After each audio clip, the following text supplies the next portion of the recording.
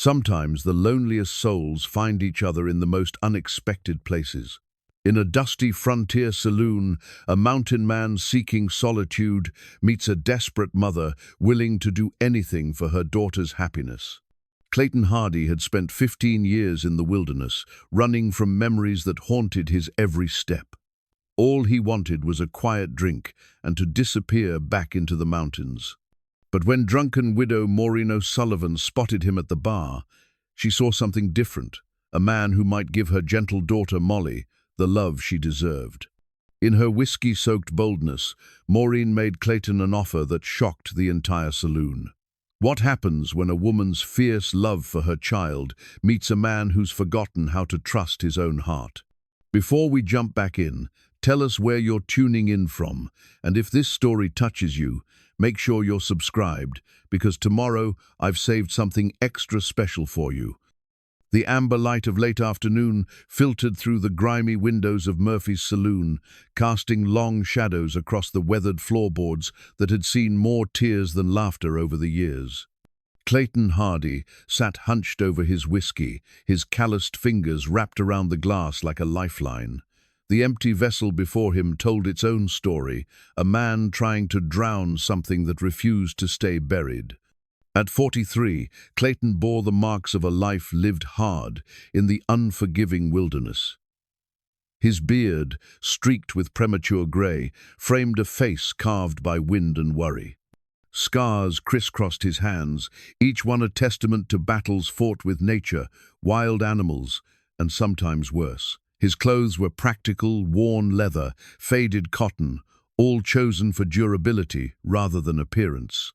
But it was his eyes that truly told his story, pale, blue and haunted. They held the weight of loss that no amount of isolation could heal. The worn leather saddlebags at his feet contained everything he owned in the world.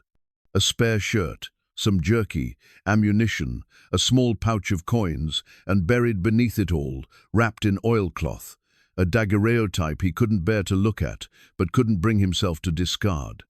These bags had been his constant companions through 15 years of wandering, from the peaks of Colorado to the valleys of Montana, always moving, never settling, never staying long enough to form attachments that could be ripped away. Cedar Ridge wasn't much to look at, a collection of weathered buildings clinging to existence in the shadow of the Rocky Mountains. Main Street stretched barely 3 blocks, lined with the usual frontier establishments, a general store, a blacksmith, a church that doubled as the schoolhouse, and Murphy's saloon, which served as the town's unofficial meeting place. The population hovered around 200 souls, most of them decent folk, trying to scratch out a living from stubborn soil and uncertain weather. The town had grown up around the cedar grove that gave it its name, a cluster of ancient trees that provided the only reliable source of lumber for miles. Families like the O'Sullivans had arrived in the early days, full of hope and determination. Some had prospered, others had persevered, and a few, like Morin, had simply endured. Maureen O'Sullivan commanded attention even in her current state of inebriation. At 51, she possessed the kind of presence that filled a room not through beauty, though traces of her former attractiveness still lingered, but through sheer force of personality. Her auburn hair, now liberally streaked with silver, was pulled back in a practical bun that had long since given up any pretense of neatness. Her dress, once fine but now showing the wear of years, spoke of better times when her husband Patrick was alive. She had been watching Clayton for the better part of an hour, her shrewd green eyes taking in details others might miss. The way he held himself spoke of military training, straight-backed even in his dejection. The careful positioning of his hat and coat suggested a man always ready to leave quickly. But it was the loneliness radiating from him that caught her motherly instincts, even through the haze of whiskey that dulled her usual discretion. "You look like a man who's forgotten what home feels like," she announced, swaying slightly as she approached his table uninvited. Her Irish accent, softened by years in America but never fully erased, added a musical quality to her words, even when slurred by drink. Clayton glanced up warily. In his experience, conversations with strangers rarely ended well. "Ma'am," he acknowledged with a slight nod, hoping politeness would encourage her to move along. But Maureen O'Sullivan had never been easily discouraged. She settled into the chair across from him with the determination of a woman on a mission. "I'm Maureen, and you're exactly what my Molly needs." The statement hung in the air like smoke from a badly tended fire. Around the saloon, conversations quieted as patrons strained to hear what the widow O'Sullivan was up to now. Her matchmaking attempts had become something of local legend, usually resulting in embarrassment for her daughter and awkward situations for the intended targets. Clayton's jaw tightened. "I think you have me confused with someone else, Mum." "Oh no, I don't." Maureen leaned forward conspiratorially, bringing with her the scent of whiskey and lavender water. "I've got an eye for these things. You're running from something love gone wrong, I'd wager. And my Molly, she's been hurt too. Makes you perfect for each other." At the mention of her daughter, something shifted in Maureen's expression. The calculating look softened, replaced by genuine maternal concern. Despite her unconventional methods and her current state of intoxication, her love for Molly was unmistakable. "Your daughter," Clayton said carefully, "might have something to say about your matchmaking." Maureen waved a dismissive hand. "Molly's too shy for her own good. Always has been. Takes after her father that way, God rest his soul. Patrick was the kindest man who ever lived, but it took me near 6 months to get him to work up the courage to ask me to dance." She paused, lost for a moment in memory, her fingers unconsciously twisting the simple gold band she still wore. He'd be rolling in his grave if he knew how the town talks about our girl. Not because she's done anything wrong, mind you, but because people can be cruel when they don't understand something different. Clayton found himself curious, despite his better judgment. In 15 years of avoiding human connection, he'd developed a keen sense for recognizing pain in others. And this woman, for all her brash exterior, was drowning in it. "The town talks?" he asked quietly. Maureen's expression darkened. "Oh, they talk all right. Call her all sorts of names behind her back. Act like being a larger woman makes her less worthy of love, less deserving of happiness. Make jokes about how she'll never find a husband." Her voice cracked slightly. "It breaks my heart to see what it does to her spirit." At that moment, as if summoned by the conversation, the saloon door opened with a gentle chime from the bell Murphy had hung to announce customers. A young woman entered, moving with the careful grace of someone accustomed to being watched and judged. This had to be Molly. She was indeed a large woman, but there was something immediately appealing about her presence. Where her mother commanded attention through force of personality, Molly drew the eye through quiet dignity. Her dark brown hair was braided simply and pinned up, revealing a face that was both gentle and intelligent. Her dress, while plain, was immaculately clean and well-fitted, speaking to careful pride in her appearance despite limited means. But it was her eyes that struck Clayton most forcefully, warm brown, filled with kindness but shadowed by resignation. They were the eyes of someone who had learned to expect disappointment, who had armor disguised as acceptance. "Mama?" Molly's voice carried a mixture of affection and concern as she spotted her mother at the table with a stranger. "I was wondering where you'd gotten to." Maureen straightened with the exaggerated dignity of the intoxicated, trying to appear sober. "Molly, dear, come meet." She paused, realizing she'd never gotten the man's name. "Clayton Hardy," he supplied, rising from his chair with ingrained courtesy. The simple gesture seemed to surprise Molly, whose eyes widened slightly at being treated with such automatic respect by a stranger. "Mr. Hardy?" she acknowledged with a slight curtsy that spoke of good breeding despite humble circumstances. "I apologize for my mother's—" "No apology necessary," Clayton interrupted gently. Something about this woman's quiet grace touched a part of his heart he'd thought was permanently sealed. "Your mother was just telling me about Cedar Ridge." Molly shot a knowing look at Maureen. clearly understanding that whatever her mother had been telling this stranger likely had little to do with the town's geography or history. A faint blush colored her cheeks as she undoubtedly imagined the embarrassing things her well-meaning but tactless mother might have shared. "I should get her home," Molly said apologetically. "She gets these notions when she's been drinking, and I wouldn't want to impose on your time." The kindness in her voice, as she spoke of her mother's condition, impressed Clayton. There was no shame or anger, just gentle concern and practiced patience. It spoke to a character formed by genuine compassion rather than mere duty. She wasn't imposing, Clayton found himself saying, surprised by his own honesty. "It's been a while since I've had a proper conversation." Something in his tone made Molly look at him more carefully, really seeing him perhaps for the first time since she'd entered.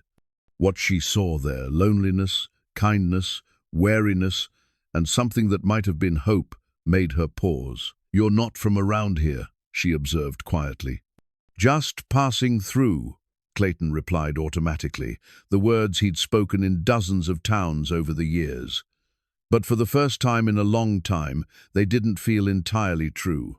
Something about this place, these women, made the prospect of moving on seem less appealing than it should have. Morin, who had been watching this exchange with growing satisfaction, chose that moment to make her play.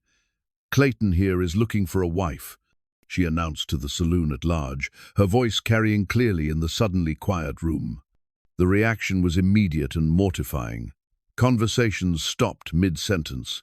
Heads turned. Someone dropped a glass, and Molly's face went from pink to deep red in a matter of seconds. "Mama!" she hissed in horror. Clayton, for his part, looked like he'd been struck by lightning. "Ma'am, I never said..." But Maureen was on a roll, her maternal instincts overriding any sense of social propriety. "And I told him he couldn't do better than my Molly here. She's got a heart as big as the mountains, can cook better than any woman in 3 counties, and she's got more sense in her little finger than most men have in their whole heads." The silence that followed was deafening. Every person in Murphy's saloon was staring at the unlikely trio, waiting to see what would happen next. Some faces showed curiosity, others cruel amusement, but all were focused with the intensity of people witnessing a potential disaster. Clayton looked at Molly, who appeared to wish the floor would open and swallow her whole. Her hands were clasped so tightly in front of her that her knuckles had gone white, and she couldn't seem to lift her eyes from the floor. In that moment, something fundamental shifted inside Clayton Hardy. For 15 years, he'd been running from connection, from responsibility, from the possibility of loss. He'd told himself it was easier to be alone, safer to keep moving. But looking at this gentle woman's humiliation, at the cruel expectation in some of the faces around them, he felt something he'd thought was dead forever, the need to protect someone else's dignity. "Well then," he said quietly, his voice carrying clearly in the silence, "I suppose I should ask if Miss O'Sullivan would do me the honor of allowing me to call on her." The words hung in the air like a challenge thrown down before God and everyone in Murphy's saloon.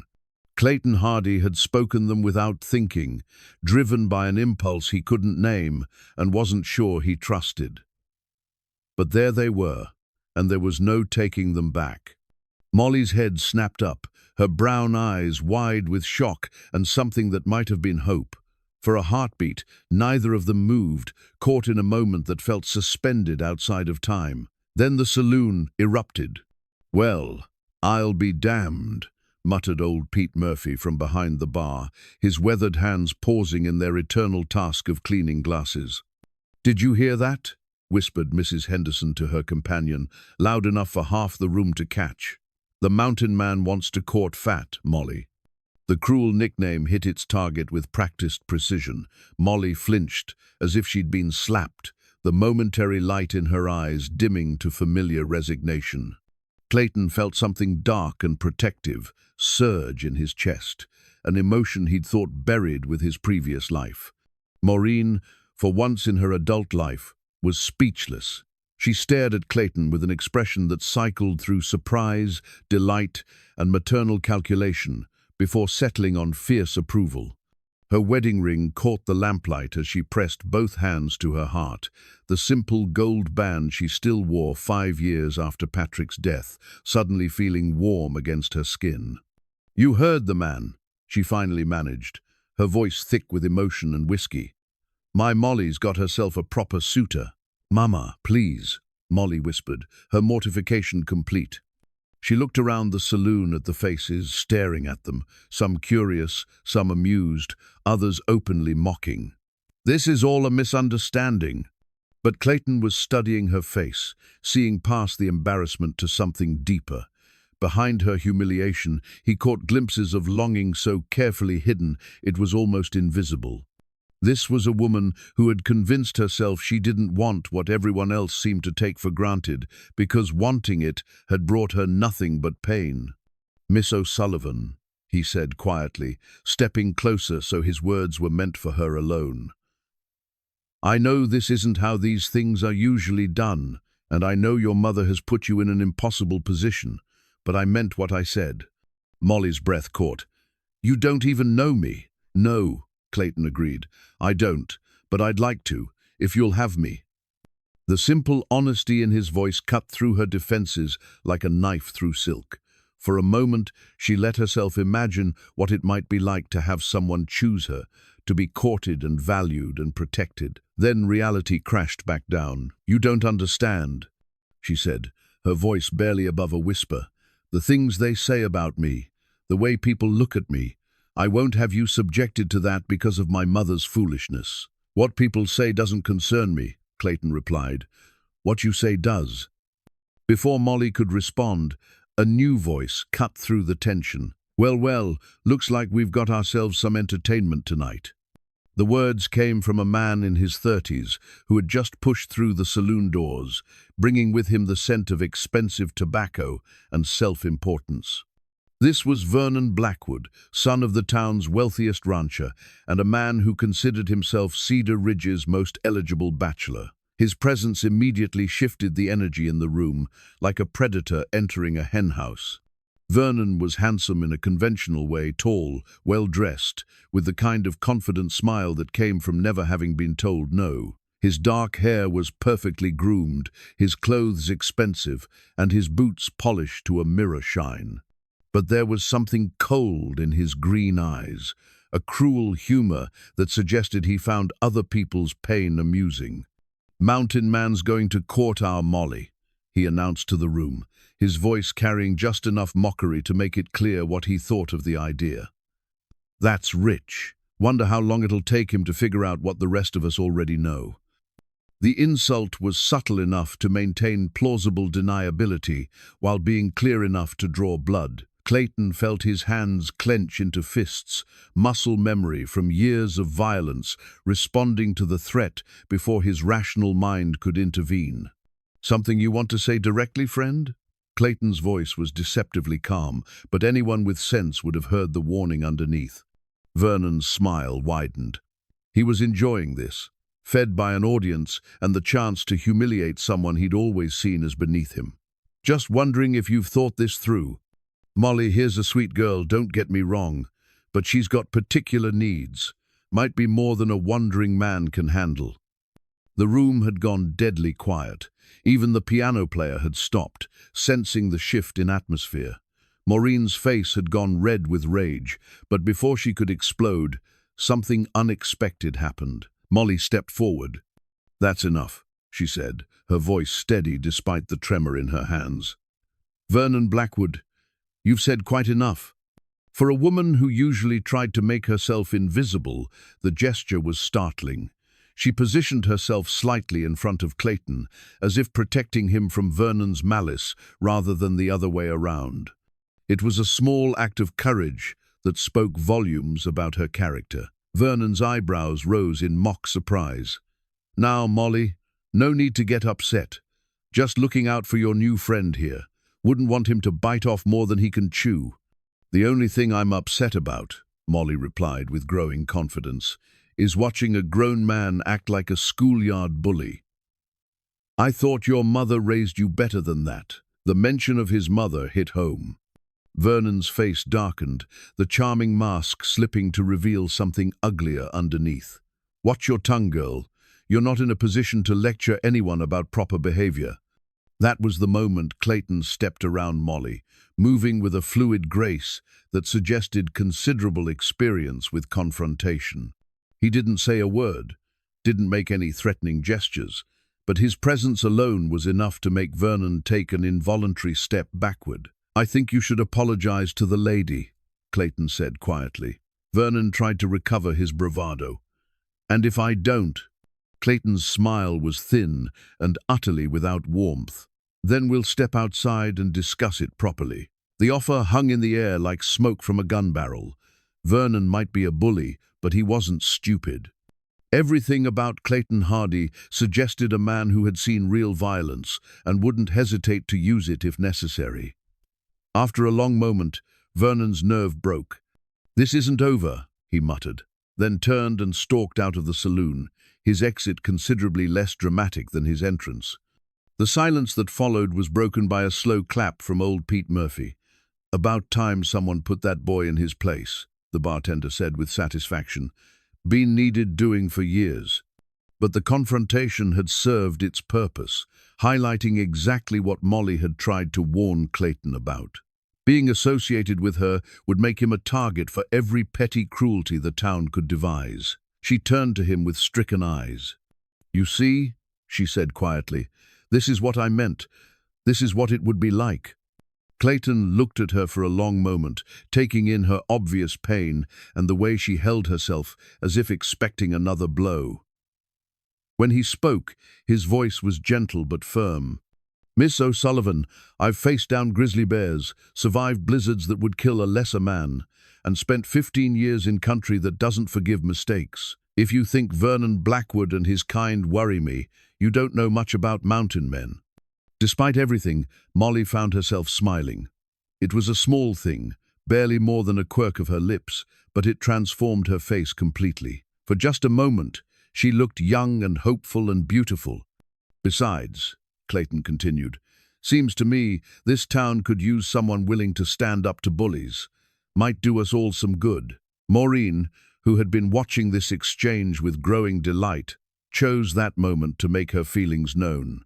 "I knew it," she said triumphantly.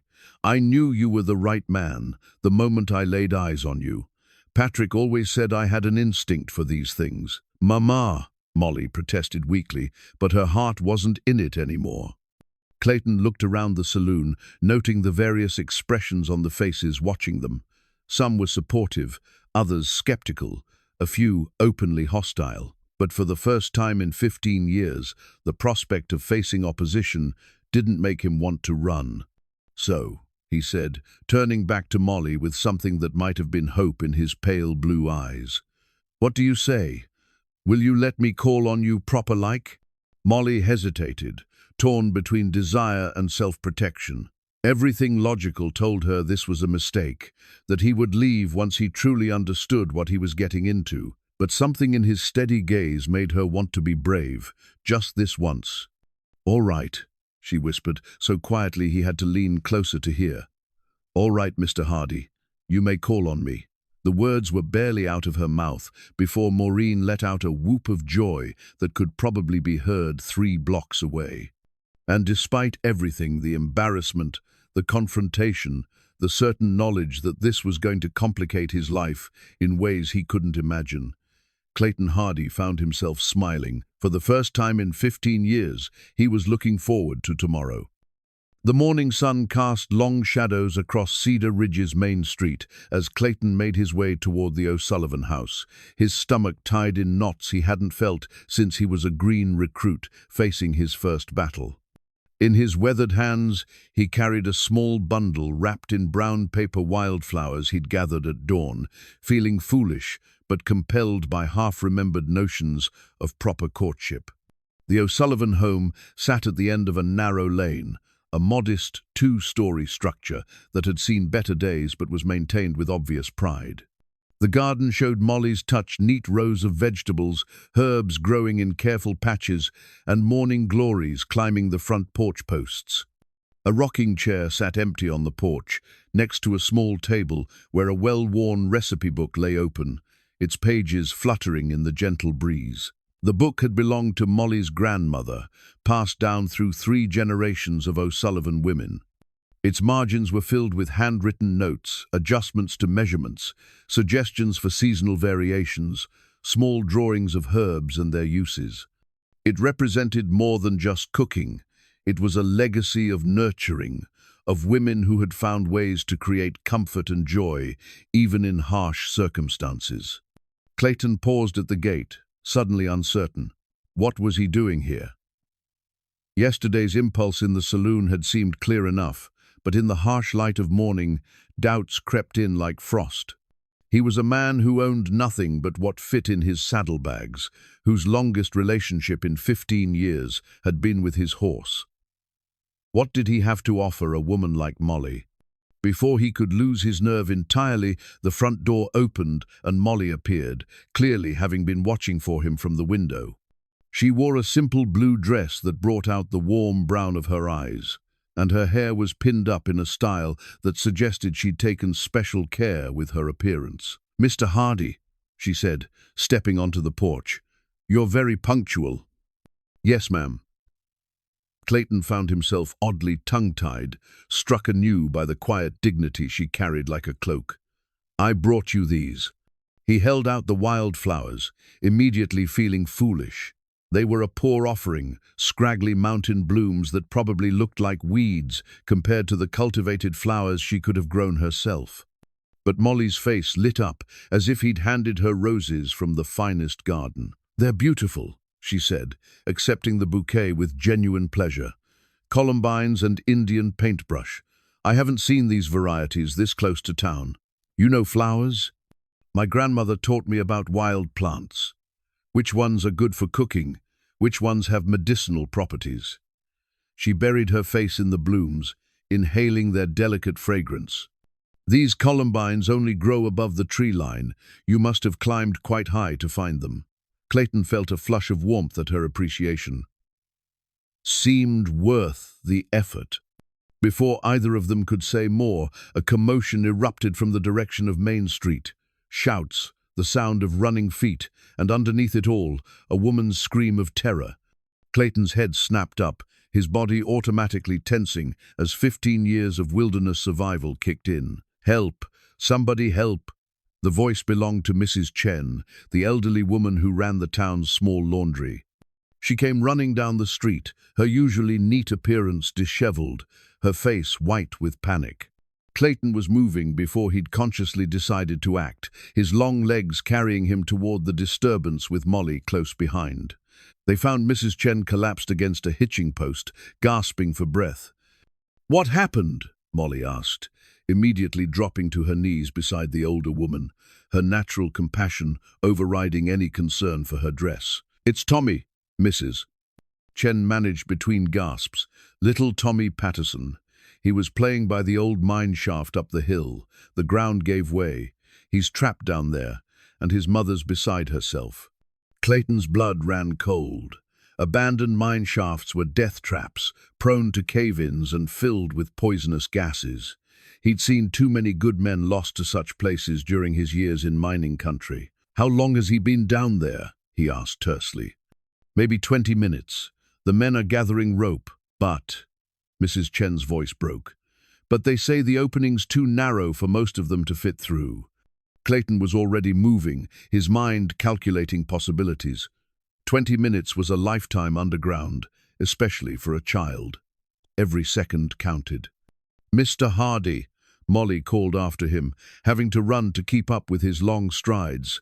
"What are you thinking? Someone small enough to fit through that opening needs to go down there," he said grimly, "and someone with experience getting people out of tight places." They reached the mine site to find chaos. A crowd had gathered around the collapsed opening, arguing loudly about the best approach. Sarah Patterson, Tommy's mother, was on her knees at the edge of the hole, calling her son's name with increasing desperation. "Tommy! Tommy, can you hear me?" A faint voice drifted up from the darkness below. "Mama? Mama, I'm scared." "He's alive," someone said unnecessarily, but the relief in the collective voice was palpable. Clayton pushed through the crowd, taking immediate stock of the situation. The opening was indeed narrow, maybe 2 feet across where the old wooden supports had given way. Below, perhaps 15 feet down, they could barely make out the pale shape of a small boy in the darkness. "Has anyone been down there yet?" Clayton asked. "We were waiting for more rope," replied Tom Patterson, Tommy's father, a thin man whose hands shook with barely controlled panic, "and trying to figure out who's small enough to fit." Clayton knelt at the edge, calling down to the boy. "Tommy, this is Mr. Hardy. Are you hurt, son?" "My leg hurts," came the small voice, thick with tears. "And it's dark. I want my mama." "I know you do. We're going to get you out of there real soon. Can you move your arms?" "Yes, sir." "Good boy. Just stay still and keep talking to us, all right?" Clayton stood, surveying the assembled men. Most were too broad in the shoulders to make it through the opening safely. A few of the younger ones might fit, but none had the experience to handle what could quickly become a disaster. "I'll go," he announced. "Clayton, no." The voice belonged to Molly, who had appeared at his elbow. "You're too big. Look at those shoulders. You'll never fit." She was right, and he knew it. Frustration gnawed at him as he looked around for alternatives. That's when he noticed young Billy Henderson, the pastor's 14-year-old son, standing at the edge of the crowd. "Billy," Clayton called, "come here." The boy approached nervously. He was small for his age, all elbows and knees, the kind of kid who got picked on for being scrawny. But right now, his size might be exactly what they needed. "You ever been in tight spaces before?" Clayton asked. "Yes, sir. I help Pa clean the church bell tower sometimes. Have to crawl through some pretty narrow spaces to get to the mechanism." Clayton nodded approvingly. The boy had steady hands and seemed calm under pressure. "Think you could handle going down there if I talked you through it?" Billy swallowed hard but nodded. "If it'll help Tommy." "Mr. Hardy," Tom Patterson interrupted anxiously. "With respect, Billy's just a boy himself. I can't ask him to—" "You're not asking," Clayton said firmly. "I am. And I'll be right here guiding him every step of the way." While the men secured the rope and prepared the makeshift rescue, Clayton pulled Billy aside for quick instruction. He explained what to look for: signs of gas, unstable ground, the best way to secure a frightened child for lifting. The boy listened intently, asking intelligent questions that raised Clayton's confidence in him. "Remember," Clayton said as they finished the prep, "you're the hero here. Tommy's counting on you, and so are we." Billy squared his shoulders, looking more like a man than a boy. "I won't let him down, sir." As they lowered Billy into the shaft, Clayton found himself holding his breath. Beside him, Molly pressed close, her hand unconsciously gripping his arm. The simple contact sent warmth through him, a reminder that he wasn't facing this crisis alone. "He's got him," Billy's voice echoed up from below. "Tommy's conscious, but his legs definitely hurt. I'm tying the rope around both of us like you said." The rescue that followed was tense and delicate, requiring patience and steady hands. Clayton coached from above, while the assembled men provided muscle for the lifting. When Billy and Tommy finally emerged from the darkness, both muddy and scared but alive, the cheer that went up could probably be heard in the next county. Sarah Patterson fell on her son with tears of relief, while Tom pumped Clayton's hand gratefully. "I don't know how to thank you," he said. "If you hadn't been here, if you hadn't known what to do." "Thank Billy," Clayton said, turning to the young hero who was trying to clean mud off his shirt. "He's the one who went down there." But Billy shook his head. "Couldn't have done it without you telling me what to do, Mr. Hardy. You saved him just as much as I did." As the crowd began to disperse and the Patterson family headed for the doctor's office, Clayton found himself alone with Molly again. She was looking at him with something new in her eyes, not just respect, but genuine admiration. "That was remarkable," she said quietly. "The way you took charge, knew exactly what needed to be done, and how you made Billy feel like the hero instead of taking credit yourself." Clayton felt uncomfortable with the praise. Just did what needed doing. No, Molly said firmly. That's not just doing what needs doing. That's leadership. That's caring about people. She paused, studying his face. Is that what you did before? Before you came to the mountains? The question caught him off guard. For a moment, he was tempted to deflect, to give her the same vague non-answers he'd been giving people for 15 years. But something about the way she was looking at him with genuine interest, rather than mere curiosity, made him want to be honest. Something like that, he said quietly. Long time ago. Molly nodded, seeming to understand that he wasn't ready to say more. Well, whatever it was, I'm glad you were here today, and I think Tommy Patterson is going to remember this for the rest of his life. As they walked back toward her house, Clayton found himself stealing glances at the woman beside him. There was something deeply appealing about the way she'd immediately gone to help Mrs. Chen, the way she'd stayed calm during the crisis, the way she looked at him now as if she saw something worth seeing. For the first time in 15 years, Clayton Hardy began to wonder if maybe, just maybe, he'd found a reason to stop running. 3 days after the mine rescue, Clayton found himself sitting on the O'Sullivan porch as the sun painted the mountains in shades of gold and crimson. The evening had taken on a comfortable rhythm, Maureen dozing in her chair with a half-empty bottle at her elbow, Molly mending a torn dress by lamplight, and Clayton whittling a piece of pine with his pocket knife. The wood was taking shape under his careful hands, revealing the form of a small bird, a mountain chickadee with its wings spread in flight. It was delicate work, requiring patience and precision, skills he'd learned during long winter nights in remote cabins when carving was the only thing standing between him and madness. That's beautiful, Molly said softly, glancing up from her sewing. You have very skilled hands. Clayton paused in his work, studying the emerging figure. My father taught me, said a man should be able to create as well as destroy. He brushed wood shavings from the bird's wing. Been a long time since I made anything worth keeping. What happened to your father? The question was asked gently, without prying, but it still made Clayton's hand still on the wood. Died when I was 16. Fever took him and my mother both, same winter. I'm sorry. Molly's voice carried genuine sympathy. That must have been terribly hard. Changed everything, Clayton said simply. Had plans before that, things I wanted to do, places I wanted to see. After, he shrugged. Molly set down her sewing, giving him her full attention. What kind of plans? Clayton found himself smiling at the memory, something he hadn't done in years when thinking about his past. Wanted to be a teacher, if you can believe that. Had notions about helping kids learn, maybe even starting a school someday. That doesn't surprise me at all, Molly said. You were wonderful with Billy Henderson the other day. Patient, encouraging. He's been walking taller ever since. The observation pleased Clayton more than he cared to admit. Boy needed to know he was capable of more than people gave him credit for. Is that why you joined the army instead, after your parents died? Clayton's knife paused mid-stroke. He hadn't mentioned military service, but Molly was perceptive. How did you know? The way you handled the crisis at the mine, the way you move, how you assess situations before acting. My father had the same manner he fought in the war. Clayton nodded slowly. Seemed like the practical choice at the time. Army needed men, I needed purpose. He resumed carving, his strokes more deliberate now. Turned out I was good at it, maybe too good. Before Molly could ask what he meant by that, a new sound drifted across the evening air, the thin, haunting notes of a harmonica playing a melancholy tune.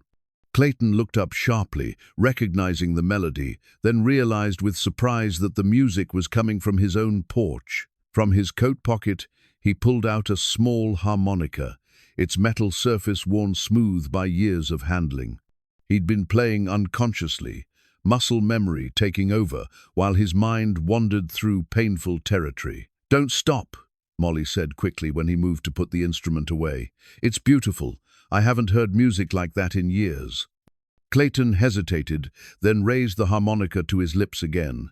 The melody that emerged was sweet and sad, a song his mother used to hum while she worked. It spoke of home and loss, of memories too precious to forget and too painful to dwell on. When the last note faded into the evening air, Molly was quiet for a long moment. "Thank you," she said finally. I felt like I could see your childhood in that music." "My mother's favorite song," Clayton admitted. She said it reminded her of Ireland, though she'd never been there herself. "Would you teach it to me sometime?" "I used to play piano," before Molly's voice trailed off. "Before what?" Molly's hands stilled on her sewing. "Before the town decided a fat girl playing music was somehow amusing rather than beautiful." The words carried old pain, carefully controlled but still sharp. "I stopped playing when people started making jokes about the poor piano having to support so much weight." Clayton felt that familiar surge of protective anger. "Their loss," he said firmly. "Music shouldn't be about what people look like. It should be about what they feel." "Easy to say," Molly replied with a rueful smile. "Harder to believe when you're the one they're laughing at." Clayton set down his carving and really looked at her, not just her face, but the way she held herself, the careful way she moved, as if taking up too much space was somehow a failing. It struck him how much energy she must spend trying to make herself smaller, less noticeable, less of a target. "Can I tell you something?" he said quietly. Molly nodded, though wariness flickered in her eyes. "When I first saw you in that saloon, you know what I thought? I'm sure I don't want to know. I thought you had the kindest eyes I'd seen in 15 years, and when you stood up to Vernon Blackwood, defending me when you barely knew me." Clayton shook his head. "That took real courage, more than anything I did at that mineshaft." Molly's cheeks colored. "That wasn't courage. That was anger. I hate bullies." "Same thing, sometimes." Clayton picked up his harmonica again, turning it over in his hands. "You want to know what I think about when I look at you? I'm not sure I do. I think about how your voice goes gentle when you talk to your mother, even when she's embarrassing you. I think about how you knew exactly what to do for Mrs. Chen when she was panicking. I think about how you grow flowers and vegetables with equal care, because to you, beauty and usefulness aren't opposites." Molly had gone very still, her sewing forgotten in her lap. Clayton continued, his voice soft but certain. "I think about how you make me want to stay in one place for the first time in 15 years, and how that scares me more than any grizzly bear I've ever faced." The silence that followed was filled with the sound of crickets and the distant lowing of cattle. Maureen's gentle snoring provided a counterpoint, surprisingly delicate for such a forceful woman. Finally, Molly spoke. "You scare me too," she admitted, "but not for the reasons you might think." "What reasons?" Molly set her sewing aside entirely, her hands clasping together in her lap. "Because you make me remember what it feels like to hope, and hope has been difficult for me." Clayton understood. Hope was dangerous when you'd been disappointed too many times. It was easier to expect nothing than to risk having your heart broken again. "Maybe we could try being scared together," he suggested. "See how that works out." Molly's smile was small but genuine. "I'd like that." They sat in comfortable silence for a while, watching the stars emerge in the darkening sky. Clayton resumed his carving, and Molly picked up her mending, but there was a new awareness between them. Now, a recognition that something had shifted, deepened. "Clayton?" Molly's voice was hesitant. "Yes?" "Would you play another song, something happy this time?" Clayton raised the harmonica to his lips and began a lively jig his father used to play at harvest celebrations. The music danced through the evening air, cheerful and infectious. By the second verse, Molly was humming along, her voice blending beautifully with the harmonica's bright notes. From her chair, Morin cracked one eye open and smiled. Her daughter was humming again, really humming, not the careful, silent version she'd adopted to avoid drawing attention. And the mountain man she'd spotted in that saloon was looking at Molly like she was the most fascinating woman he'd ever encountered. Sometimes, Maureen reflected with satisfaction, a mother's instincts were exactly right. As the music wound down, Clayton made a decision. He held out the wooden bird, fully carved now, its details delicate and precise. "For you," he said simply. Molly took the carving with reverent care, running her fingers over the smooth wood.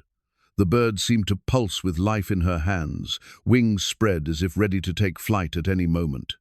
"It's perfect," she whispered, "but I can't accept something so beautiful. You put hours of work into this." "Time well spent," Clayton replied. "Besides, I made it for you. Won't mean anything to anyone else." Molly looked up at him, her eyes bright with unshed tears. "Thank you. I'll treasure it always." As she cradled the wooden bird against her chest, Clayton felt something he hadn't experienced in 15 years, the deep satisfaction of bringing joy to another person. It was a feeling he'd almost forgotten, and its return was both thrilling and terrifying. For the first time since he'd arrived in Cedar Ridge, Clayton allowed himself to think about the future in terms of possibilities, rather than just survival. And every possibility he could imagine seemed to include the gentle woman sitting beside him, humming softly as she held his gift, like it was made of precious metal rather than simple pine. The evening breeze carried the scent of Molly's garden herbs and flowers, mingling with the pine and cedar that gave the town its name. It smelled like home, Clayton realized with surprise, like the kind of place a man might want to put down roots, like the kind of place he might want to stay. The crisp morning air carried the promise of autumn as Clayton stood in the doorway of Murphy's saloon, his saddlebags in hand and his horse saddled outside. 2 weeks in Cedar Ridge had stretched longer than any stay he'd made in 15 years, and the familiar itch to move on was warring with something entirely new, the desire to stay. He'd told himself he was just helping Molly with some repairs around the house, maybe fixing the loose boards on the porch that worried him every time she walked across them. But the truth was simpler and more complicated. Leaving her felt wrong in a way he couldn't articulate. "Heading out?"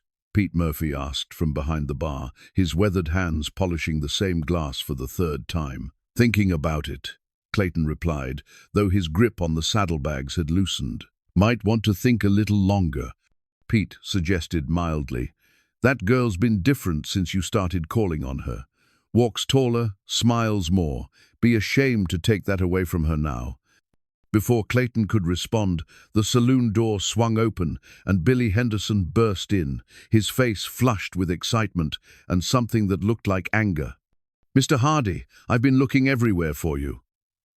The boy skidded to a halt, breathing hard. "You've got to come quick. It's about Miss Molly." Clayton's blood turned to ice. "What about her?" "She's at the general store, and Vernon Blackwood's there with some of his friends. They're saying things, awful things, and she's just standing there taking it, like she always does, but I can see she's about to cry." Clayton's saddlebags hit the floor with a thud. "What kind of things?" Billy's face reddened with embarrassment. They're saying she's getting too big for her britches, thinking a mountain man would actually want to marry her instead of just boy." Couldn't finish the sentence, but the implication was clear enough. The rage that swept through Clayton was cold and controlled, the kind of fury that had made him legendary in certain circles years ago. He'd thought that part of him was buried, but apparently it had just been sleeping. "Where are they now?" His voice was deceptively calm. "Still at the store. Last I saw. Mr. Hardy, you should know Vernon's got 3 of his friends with him. Jake Morrison, Pete Stevens, and that new fellow, Garrett." Clayton nodded grimly. He knew the type men who found courage in numbers and entertainment in cruelty. "Billy, I want you to go find your father. Tell him there might be trouble at the general store." "Yes, sir." Billy took off running, his boots echoing on the wooden sidewalk. Clayton emerged from the saloon to find a small crowd gathered outside Henderson's general store. The tight knot of people and the uncomfortable shifting told him everything he needed to know about what was happening inside. He pushed through the onlookers, ignoring their whispered warnings about letting sleeping dogs lie. Inside the store, he found exactly what Billy had described. Vernon Blackwood stood near the counter with 3 other men, all of them well-dressed and clearly enjoying themselves. Molly was trapped near the fabric display, her face pale but determined, holding a small package against her chest like a shield. "Come now, Molly," Vernon was saying, his voice carrying the false friendliness of a cat playing with a mouse. "We're just trying to understand what changed. Used to be you knew your place in this town. Now suddenly you're acting like some kind of catch."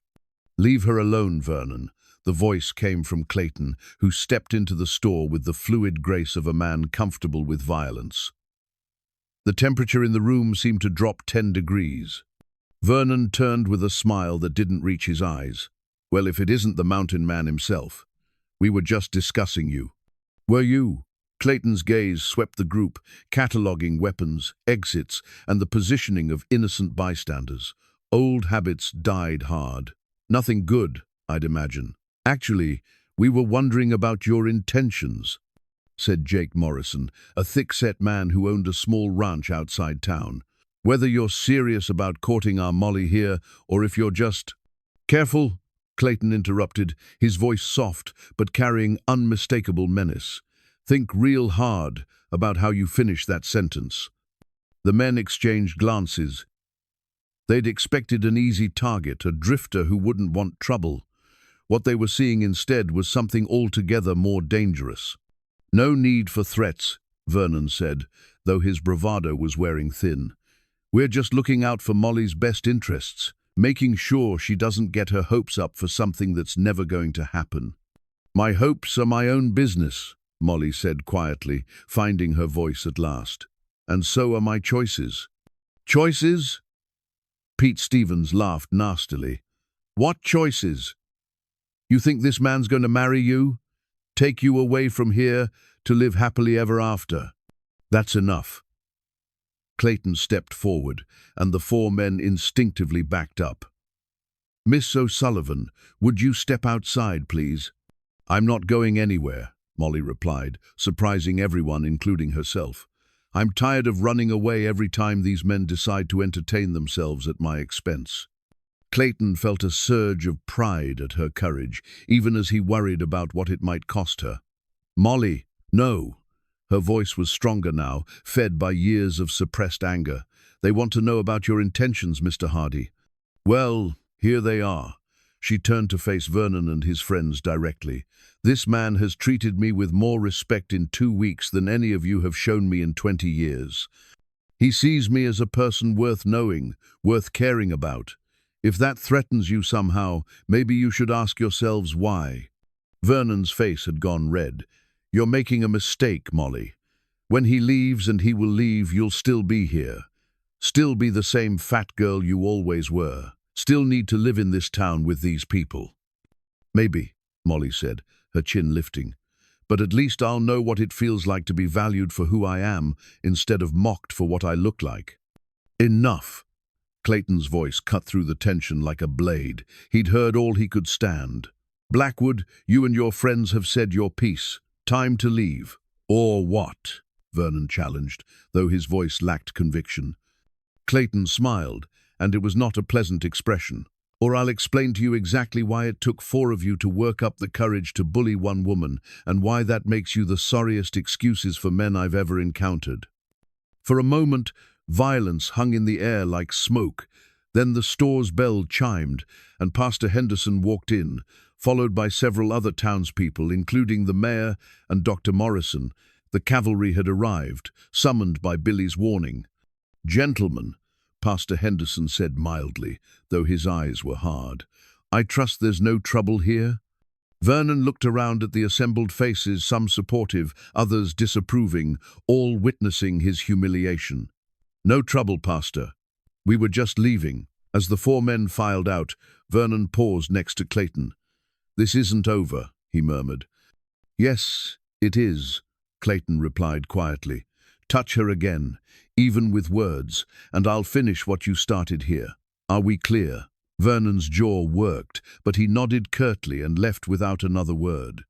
In the silence that followed, Molly sagged against the fabric display, the adrenaline leaving her system all at once.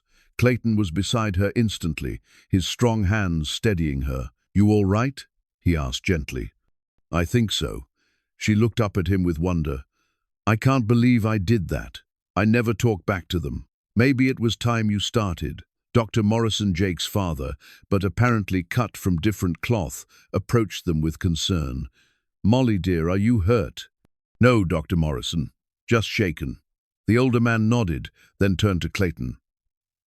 "Son, I owe you an apology. My boy was raised better than that, but it seems the lesson didn't take. On behalf of the decent people in this town, I'm sorry for what you both had to endure." Other voices chimed in with similar sentiments. It became clear that Vernon and his friends had fewer supporters than they'd believed, and that their behavior had crossed a line for many residents. As the crowd dispersed, Clayton found himself alone with Molly outside the store. She was clutching a small wooden carving another bird, this one a tiny wren he'd left on her doorstep that morning before his aborted attempt to leave town. "You were leaving," she said suddenly, her eyes finding his saddlebags through the store window where he'd dropped them. Clayton followed her gaze, then looked back at her. "I was thinking about it. Because of what they said? Because you're tired of defending me?" "No." The word came out more forcefully than he'd intended. "Because I'm scared." "Of Vernon and his friends? Of this?" Clayton gestured between them. "Of caring about someone again. Of having something to lose." Molly was quiet for a long moment, turning the wooden wren over in her hands. "I'm scared too," she admitted. "But I've been scared and alone for so long, I'd almost forgotten there was another option." "What option is that?" "Being scared together." She smiled, echoing his words from their evening on the porch. "Seems like it might be less frightening that way." Clayton felt something settle in his chest, a decision that had been building for days, finally crystallizing. "Molly, would you do me the honor of accompanying me to dinner tomorrow?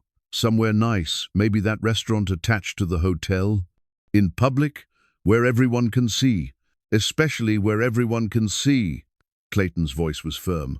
"I want this whole town to know I'm proud to be courting you." Molly's smile could have lit up the entire street. "Yes, Mr. Hardy. I'd be honored." As they walked back toward her house, Clayton realized his saddlebags could stay in Murphy's saloon a while longer. For the first time in 15 years, he had something worth staying for, and someone worth fighting for. The wooden wren in Molly's hands seemed to approve, its carved wings spread wide as if ready to soar.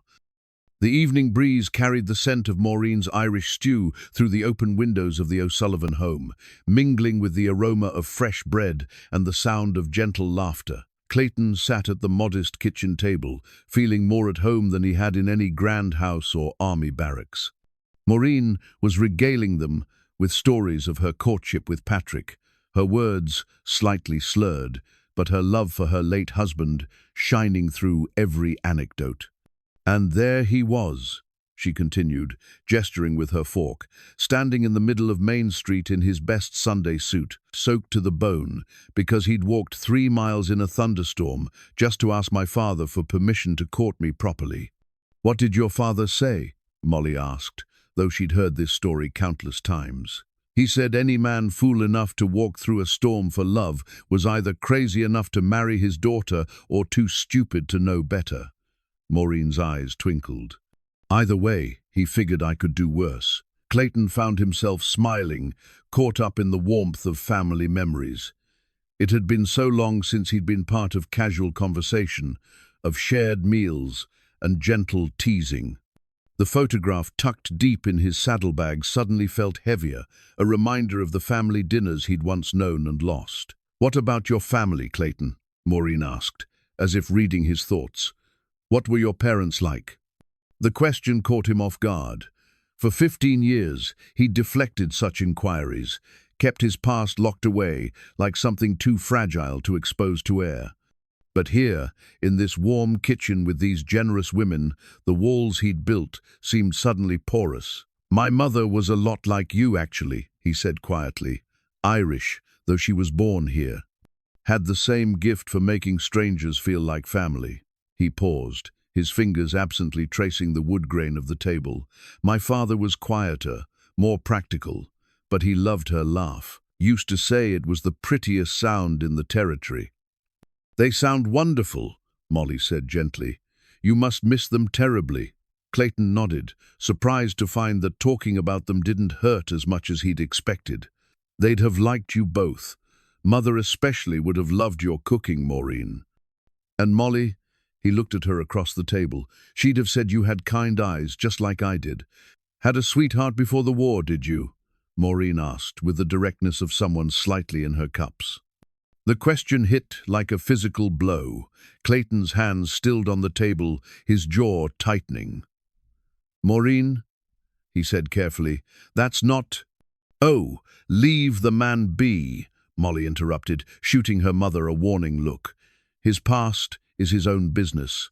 But Clayton was looking at Molly with something approaching desperation in his pale blue eyes. The secret he'd carried for 15 years felt suddenly too heavy to bear alone, especially from someone who was beginning to mean everything to him. There was someone, he said quietly. Sarah, we were engaged to be married when I enlisted. Maureen sobered instantly, her matchmaker's instincts recognizing dangerous territory. What happened, son? Clayton reached into his coat pocket and withdrew something wrapped in oilcloth, an old daguerreotype, its edges worn from handling. With trembling fingers, he unfolded the protective covering to reveal a family portrait, a younger Clayton in his army uniform, standing behind a beautiful woman with dark hair and gentle eyes. In her arms was a small boy, perhaps 3 years old, grinning at the camera. This is Sarah, he said, his voice barely above a whisper. And that's our son, Michael. Molly's breath caught. Clayton, they died while I was serving in Colorado, he continued, the words coming in a rush now that the dam had broken. Cholera outbreak. By the time I got the telegram and made it home, they'd been buried for 2 weeks. The kitchen fell silent except for the ticking of the mantel clock and Maureen's sharp intake of breath. Clayton stared at the photograph, his thumb tracing Sarah's face with infinite tenderness. I never should have left them, he said. Should have found another way to support us. Should have stayed home where I belonged. Instead, I was off playing soldier while my family— Stop! Molly's voice was firm but gentle. Don't do that to yourself. Do what? Carry guilt that isn't yours to bear. She reached across the table, her fingers covering his. You couldn't have known. You were providing for your family the only way you knew how. If I'd been there, you might have died too, Molly said simply. Then there would have been 3 graves instead of 2, and no one left to remember them with love. Clayton looked up at her, startled by the wisdom in her words. How can you say that? How can you be so understanding about— Because I know what it's like to carry blame that doesn't belong to you, Molly replied quietly. I spent years thinking I was responsible for other people's cruelty, that if I could just be different somehow, smaller somehow, then maybe they'd treat me with basic decency. It took me a long time to understand that their meanness was about them, not me. Morin, who had been unusually quiet during this exchange, suddenly reached over and covered both their hands with hers. You've both been carrying too much, she said, her voice thick with emotion. Too much pain, too much guilt, too much fear of being hurt again. She looked directly at Clayton. Son, I don't know much about military service or the kind of decisions you had to make, but I know about love. And I know about loss, and I can tell you that the way you're looking at that photograph, that's not the face of a man who failed his family. That's the face of a man who loved them completely. I couldn't save them, Clayton said brokenly. Love isn't about saving people, Maureen replied. It's about being willing to risk your heart for their happiness. And from what I can see, you did that. You're still doing it. She squeezed Molly's hand. And you, my dear girl, have spent so much time protecting yourself from disappointment that you've forgotten how strong you really are. You stood up to Vernon Blackwood and his cronies yesterday. You opened your heart to this good man despite everything you've been through. That's not weakness, that's courage."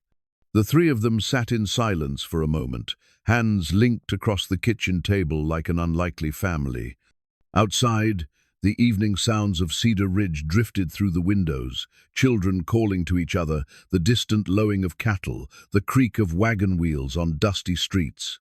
"I need to tell you something else," Clayton said suddenly, "about why I've been running all these years." Molly started to protest, but he shook his head. "No. You deserve to know. After Sarah and Michael died, I lost myself for a while.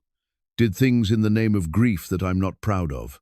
Used my military skills for people who paid well and didn't ask questions about collateral damage." His voice grew harder, more distant. "Made a lot of money, gained a certain reputation. But every job made me feel more dead inside, more like the person I used to be was gone forever." "What changed?" Molly asked gently. "One day I looked in a mirror and didn't recognize the man staring back at me. Realized I'd become exactly the kind of person Sarah would have been ashamed to know." Clayton's grip tightened on the photograph. "So I took all that blood money and walked away. Kept enough to survive and gave the rest to families who'd lost people to violence. Been wandering ever since, trying to figure out who I was supposed to be." "And now?" Maureen asked. Clayton looked at Molly, his eyes full of hope and terror in equal measure. "Now, I think, maybe I've found out. Maybe I'm supposed to be the man who protects what matters, who builds instead of destroys. Maybe I'm supposed to be the kind of man who could make Sarah proud again." "Clayton," Molly said softly, "she would have been proud of you for walking away from that life, for choosing to be better. How can you be so sure?" "Because you're here," she replied simply. "Because when you saw a little boy in trouble, you didn't hesitate to help. Because when Vernon tried to humiliate me, you stood up for my dignity. Because you carve beautiful things with hands that have seen violence, and you play music that touches the soul." She paused, gathering courage. "And because you're looking at me like I'm someone worth cherishing. And I know that kind of gentleness doesn't come from a bad man." Clayton felt something break open in his chest, 15 years of carefully maintained barriers crumbling all at once. "Molly, I know," she said softly. "I'm scared too, but maybe Mama's right. Maybe we've both been carrying burdens that aren't ours to bear." Maureen, watching her daughter and this broken, gentle man find their way to each other, felt a deep satisfaction settle in her bones. Sometimes love required a push, but sometimes it just needed permission to bloom. "Well then," she said briskly, rising to clear the dishes, "I suppose we should start planning a proper courtship. Can't have people saying the O'Sullivan women don't know how to do things right." As Molly and Clayton helped with the cleanup, moving around each other with new awareness, the photograph remained on the table no longer a symbol of guilt and loss, but a reminder that the heart could love again without betraying what came before. Outside, the first stars were appearing in the darkening sky, and for the first time in 15 years, Clayton Hardy was looking forward to tomorrow. The letter arrived on a Tuesday morning, carried by a dusty rider who'd traveled 2 days from the territorial capital. Clayton was helping Molly repair a section of fence behind her house when Billy Henderson came running with the official-looking envelope, his face flushed with importance and curiosity. "Mr. Hardy, there's a man from the territorial office looking for you. Says he's got legal documents that need signing." Clayton straightened slowly, his hammer suddenly feeling heavy in his hand. In 15 years of wandering, official mail had never brought good news. His first instinct was to run, pack his saddlebags, and disappear before whatever trouble this represented could catch up to him. "Clayton?" Molly touched his arm gently, sensing his tension. "What is it?" "Don't know yet." He took the envelope from Billy with steady hands, though his jaw was tight. "Could be military business. Sometimes they track down former soldiers for testimony, or..." He stopped as he recognized the return address. "This is from a law office in Denver." The wax seal bore the name Morrison Blackwell Associates. Clayton broke it with his thumbnail, unfolding several official-looking documents. As he read, his expression shifted from wariness to confusion to something approaching shock. "Dear Mr. Hardy," he read aloud, "we represent the estate of Colonel James Morrison, deceased. After extensive search, we have determined that you are the sole surviving heir to his property holdings in the Colorado Territory." Molly gasped. "An inheritance?" Clayton continued reading, his voice growing increasingly incredulous. "Including approximately 400 acres of mountain property, mineral rights, and improvements consisting of a main house, barn, and outbuildings. Current estimated value of the estate is $28,000. The fence post Molly had been holding slipped from her grasp, hitting the ground with a dull thud. $28,000? Says here Colonel Morrison was my mother's brother." Clayton looked up from the papers, his face pale. "I remember Uncle James, but we lost touch after my parents died. Didn't even know he'd moved to Colorado, let alone that he'd made his fortune there." Billy whistled low. "Mr. Hardy, that makes you rich, really rich." The words hung in the air like smoke from a gun. Clayton stared at the deed that made him one of the wealthiest men in the territory, but instead of joy, he felt only a growing sense of unease. In his experience, sudden windfalls came with strings attached. "There's more," he said, scanning the rest of the letter. "Says I need to travel to Denver to complete the legal transfer and see the property. They're suggesting I might want to consider selling, given current mining interest in the area." "Mining interest?" Molly asked. "Silver," Clayton replied grimly. "Says there's been significant ore discoveries on surrounding properties, makes the land worth even more than the initial appraisal." As the implications sank in, Clayton felt the familiar urge to flee growing stronger. This changed everything: his status, his options, his future. Men with that kind of wealth didn't court shopkeepers' daughters in frontier towns. They married into established families, formed business partnerships, moved in entirely different circles. "Congratulations, Mr. Hardy," Billy said excitedly. "You'll probably be the richest man in 3 counties. But Clayton was watching Molly's face, seeing the careful way she was rebuilding her emotional walls. The light that had been growing in her eyes over the past weeks was dimming, replaced by familiar resignation. "Molly," he started. "It's wonderful news," she said brightly, the false cheer in her voice breaking his heart. "You'll be able to do anything you want now. Go anywhere, be anyone. That's not what I want." "Of course it is." Molly bent to retrieve the fallen fence post, not meeting his eyes. "You're just being kind because you feel obligated." "But money changes things, Clayton. It has to." Before Clayton could argue, Maureen appeared around the corner of the house, having heard the commotion. "What's all this about money?" she asked, then spotted the official documents in Clayton's hands. "Oh my, legal papers are never good news." "Actually, Mrs. O'Sullivan, it's very good news," Billy said before Clayton could stop him. "Mr. Hardy's inherited a fortune. He's rich." Maureen's face went through a complex series of expressions: surprise, calculation, understanding, and finally, a kind of resigned sadness that mirrored her daughter's. Clayton realized with growing horror that he was losing them both, and the worst part was that they thought they were doing him a favor. "Well," Morin said carefully, "that certainly changes things, doesn't it?" "No," Clayton said firmly, "it doesn't change anything." "Of course it does," Maureen replied, her voice gentle but final. "Son, you're a wealthy man now. You've got property, position, prospects. You can't seriously be thinking of tying yourself to what? To your daughter. To this town. To the life I've been building here?" Clayton's voice rose with frustration. "Why the hell not?" "Because you deserve better," Molly said quietly, finally meeting his eyes. The pain there was almost unbearable, because you can have better. Because somewhere out there is a woman who can match what you're worth, who can give you the kind of life that money can buy. And what if I don't want that life? Clayton demanded. What if I want this one? You say that now, Maureen said sadly, but you haven't seen the property yet. Haven't felt what it's like to be master of your own domain, to have real choices. Once I do, I'll still be the same man who carved you a wooden bird, Clayton said desperately to Molly.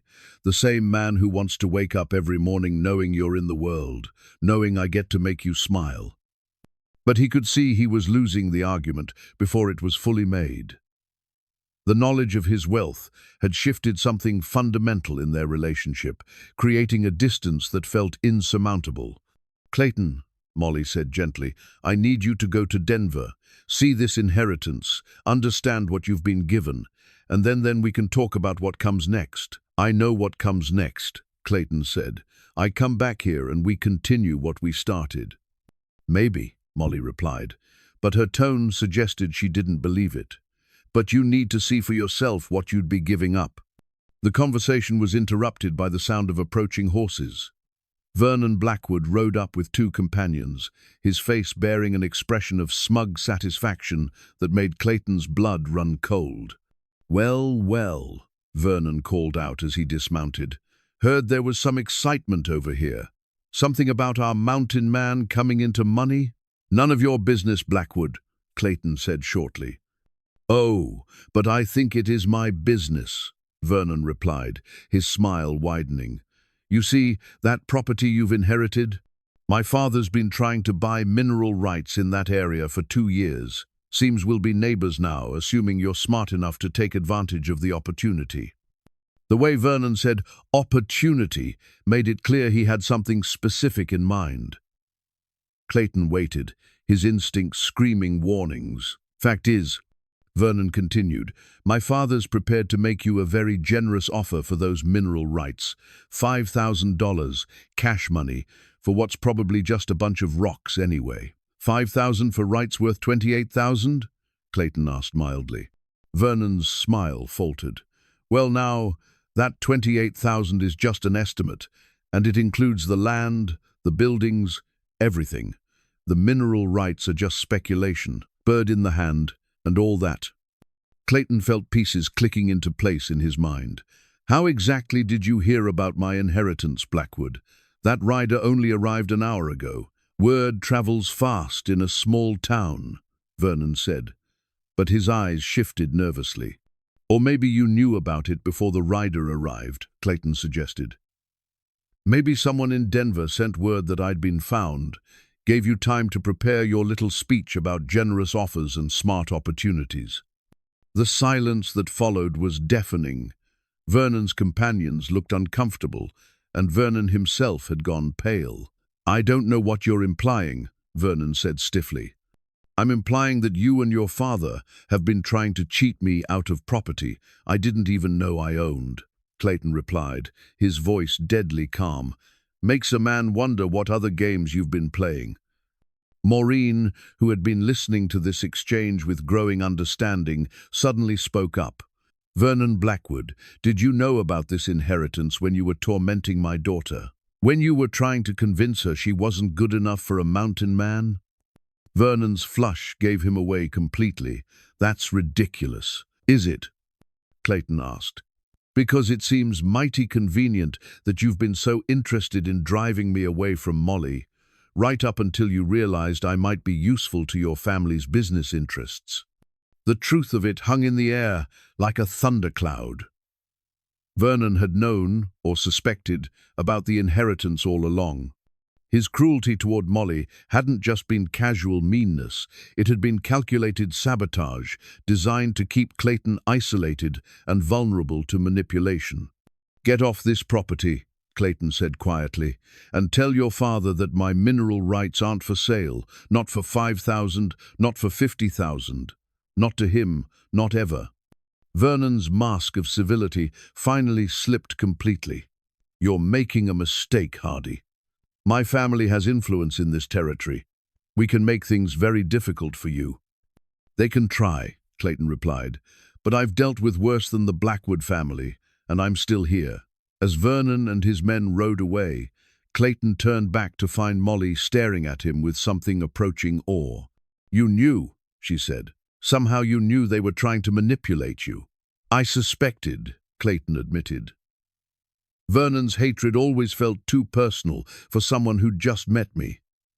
Now I know why. "This changes things," Maureen said slowly. "No," Clayton said firmly. "This proves that nothing needs to change. I didn't know about the inheritance when I started caring about Molly, and the money doesn't make that feeling any less real." But even as he said it, Clayton knew the damage was done. The knowledge of his wealth had poisoned something pure between them, creating doubt where there had been trust. And until he could prove that his feelings were genuine not just to Molly and Morin, but to himself, that poison would continue to spread. The deed to his inheritance felt heavy in his pocket, like a chain rather than a key to freedom. For the first time since he'd arrived in Cedar Ridge, Clayton Hardy wished he'd never stopped running. 3 days after the inheritance revelation, Clayton found himself standing in the doorway of Maureen's bedroom, watching Dr. Morrison check her pulse with a grave expression. The drinking had finally caught up with her, her liver was failing, and everyone in the room knew there wasn't much time left. "How long?" Molly asked quietly from beside her mother's bed, her hand clasping Maureen's with desperate tenderness. "Days. Maybe a week if she's strong," Dr. Morrison replied honestly. "I'm sorry, Molly. There's nothing more I can do except make her comfortable." Maureen's eyes fluttered open, focusing with effort on her daughter's face. "Don't look so sad, my darling girl. I've had a good life, and I've seen you find happiness. That's more than most mothers can ask for." "Mama, don't talk like that. You're going to be fine." "We both know that's not true," Maureen said gently. "But that's all right. I'm not afraid to go, especially knowing you won't be alone." Her gaze shifted to Clayton, who stood awkwardly in the doorway, unsure if he belonged in this intimate family moment. "Come here, son." Clayton approached the bed hesitantly. "Mrs. O'Sullivan, Maureen," she corrected weakly. "We're past formalities now." She reached under her pillow with trembling fingers and withdrew a sealed envelope. "I wrote this yesterday when I knew what was coming. Want you to read it after when the time comes." "Maureen, I don't think. Please." Her grip on the letter was surprisingly strong. "It's important. About Molly, about what she needs, about what you both need." Clayton took the letter, tucking it carefully into his coat pocket. "I promise." Maureen smiled, her eyes drifting closed again. "Good, that's good. Now leave us be for a while. Molly and I have some things to discuss." Outside in the kitchen, Clayton found himself pacing like a caged animal. The inheritance papers lay spread across the table where he'd been reviewing them, trying to understand exactly what he'd been given and what it meant for his future. The property was indeed valuable not just for the mineral rights, but for its strategic location and the improvements his uncle had made over the years. But every time he looked at those papers, he felt the weight of Molly's doubt pressing down on him. She'd been kind but distant since learning about his wealth, treating him with the careful politeness usually reserved for strangers. The easy intimacy they'd been building was gone, replaced by a formal courtesy that broke his heart. A soft knock at the door interrupted his brooding. Billy Henderson stood on the porch, hat in hand, and worry creasing his young face. "Mr. Hardy, Pastor Henderson sent me to check on Mrs. O'Sullivan. Is it true what they're saying in town?" "If they're saying she's dying, then yes, it's true." Billy's face crumpled. "She's been like a second mother to half the kids in this town. Always had a kind word, always willing to help when times were hard." "She's a good woman," Clayton agreed. "Molly's lucky to have her. What's going to happen to Miss Molly after? Will she be all right?" The question hit Clayton like a physical blow. In all his worry about the inheritance and its effect on their relationship, he hadn't fully considered Molly's practical situation. She would be alone in the world, with only her small savings and whatever she could earn as a seamstress to support herself. "She'll be fine," Clayton said firmly, though he wasn't sure how. The thing is, Billy continued hesitantly, there's talk in town. Vernon Blackwood's been saying things, spreading rumors about you leaving once you claim your inheritance. Says Miss Molly will need to find somewhere else to live since she won't be able to afford the house on her own. Clayton felt his blood begin to boil. What kind of things is he saying? The thing is, Billy continued hesitantly, there's talk in town. Vernon Blackwood's been saying things, spreading rumors about you leaving once you claim your inheritance. Says Miss Molly will need to find somewhere else to live since she won't be able to afford the house on her own. Clayton felt his blood begin to boil. What kind of things is he saying? That you were just passing time with her, that now you'll move on to someone more suited to your station. He's got some folks believing it too, especially after they heard about the money. Billy's voice dropped to a whisper. He's even been suggesting that Miss Molly might want to consider other options, if you know what I mean. Clayton knew exactly what that meant, and it made him see red. Vernon was positioning himself as Molly's only viable option once Clayton supposedly abandoned her, the local hero swooping in to rescue the poor, discarded woman. Billy, I need you to do something for me, Clayton said quietly. I need you to spread some truth to counter Vernon's lies. Yes, sir. What should I tell people? Tell them that Clayton Hardy doesn't abandon the people he cares about. Tell them I'm not going anywhere unless Molly tells me to go. And tell them that if Vernon Blackwood wants to test my resolve on this matter, he's welcome to try. Billy grinned. Yes, sir. I'll make sure everyone knows. After the boy left, Clayton returned to the inheritance papers with new determination. If Vernon thought wealth would make him abandon Molly, he was about to learn how wrong he could be. Clayton began making notes, planning not just for his own future, but for a future that included the woman he'd come to love. Hours later, Molly emerged from her mother's room, her face tear-stained but composed. She's sleeping now. Dr. Morrison gave her something for the pain. How are you holding up? I'm scared, Molly admitted, sinking into a chair across from him. Not just about losing her, but about what comes after. I don't know how to be alone in the world, Clayton. It's been just Mama and me for so long. Clayton reached across the table, covering her hand with his. You won't be alone, won't I? Molly's eyes met his, searching. Because Vernon's been telling everyone you'll leave once you see your inheritance. That a man of your new standing wouldn't stay in a town like this, with someone like me. Someone like you. Clayton repeated, his voice hard. You mean someone kind, intelligent, brave and beautiful. You're right, most men wouldn't deserve someone like you. You know what I mean. I know what Vernon wants you to think I mean. Clayton stood, moving to the window that overlooked Molly's garden. But I also know something Vernon doesn't understand. Money doesn't change who you are inside, it just reveals it. Maybe. But it changes how the world sees you, changes what's expected of you. Clayton turned back to her, his expression intense. Molly, I need to ask you something, and I need you to answer honestly. All right. If I had no money at all, if I was just a drifter with nothing but the clothes on my back, would you want me to stay? Molly's breath caught. That's not fair. Answer the question. Yes, she whispered. Yes, I'd want you to stay. And if I were the richest man in the territory, but I was cruel, selfish, and mean-spirited, would you want anything to do with me? Of course not. Then the money doesn't matter, does it? What matters is who I am, how I treat you, whether I make you happy. Clayton moved closer, his eyes never leaving hers. And I hope that I do make you happy. You do, Molly said, her voice thick with emotion. But Clayton, you haven't seen the property yet. You don't know what you'd be giving up by staying here. Then come with me. The words hung in the air between them, like a bridge across an impossible chasm. Molly stared at him in shock. What? Come with me to Denver. See the property. Meet the lawyers. Understand what the inheritance really means. Clayton knelt beside her chair, taking both her hands in his. Then we can make the decision together about what kind of life we want to build. I can't leave, Mama. Not now. I wouldn't ask you to. We'll wait until after. Then we'll go together. Molly searched his face, looking for signs of doubt or obligation. What she found instead was steady determination and something that looked remarkably like love. "You really mean it, don't you? You'd want me there for something that important?"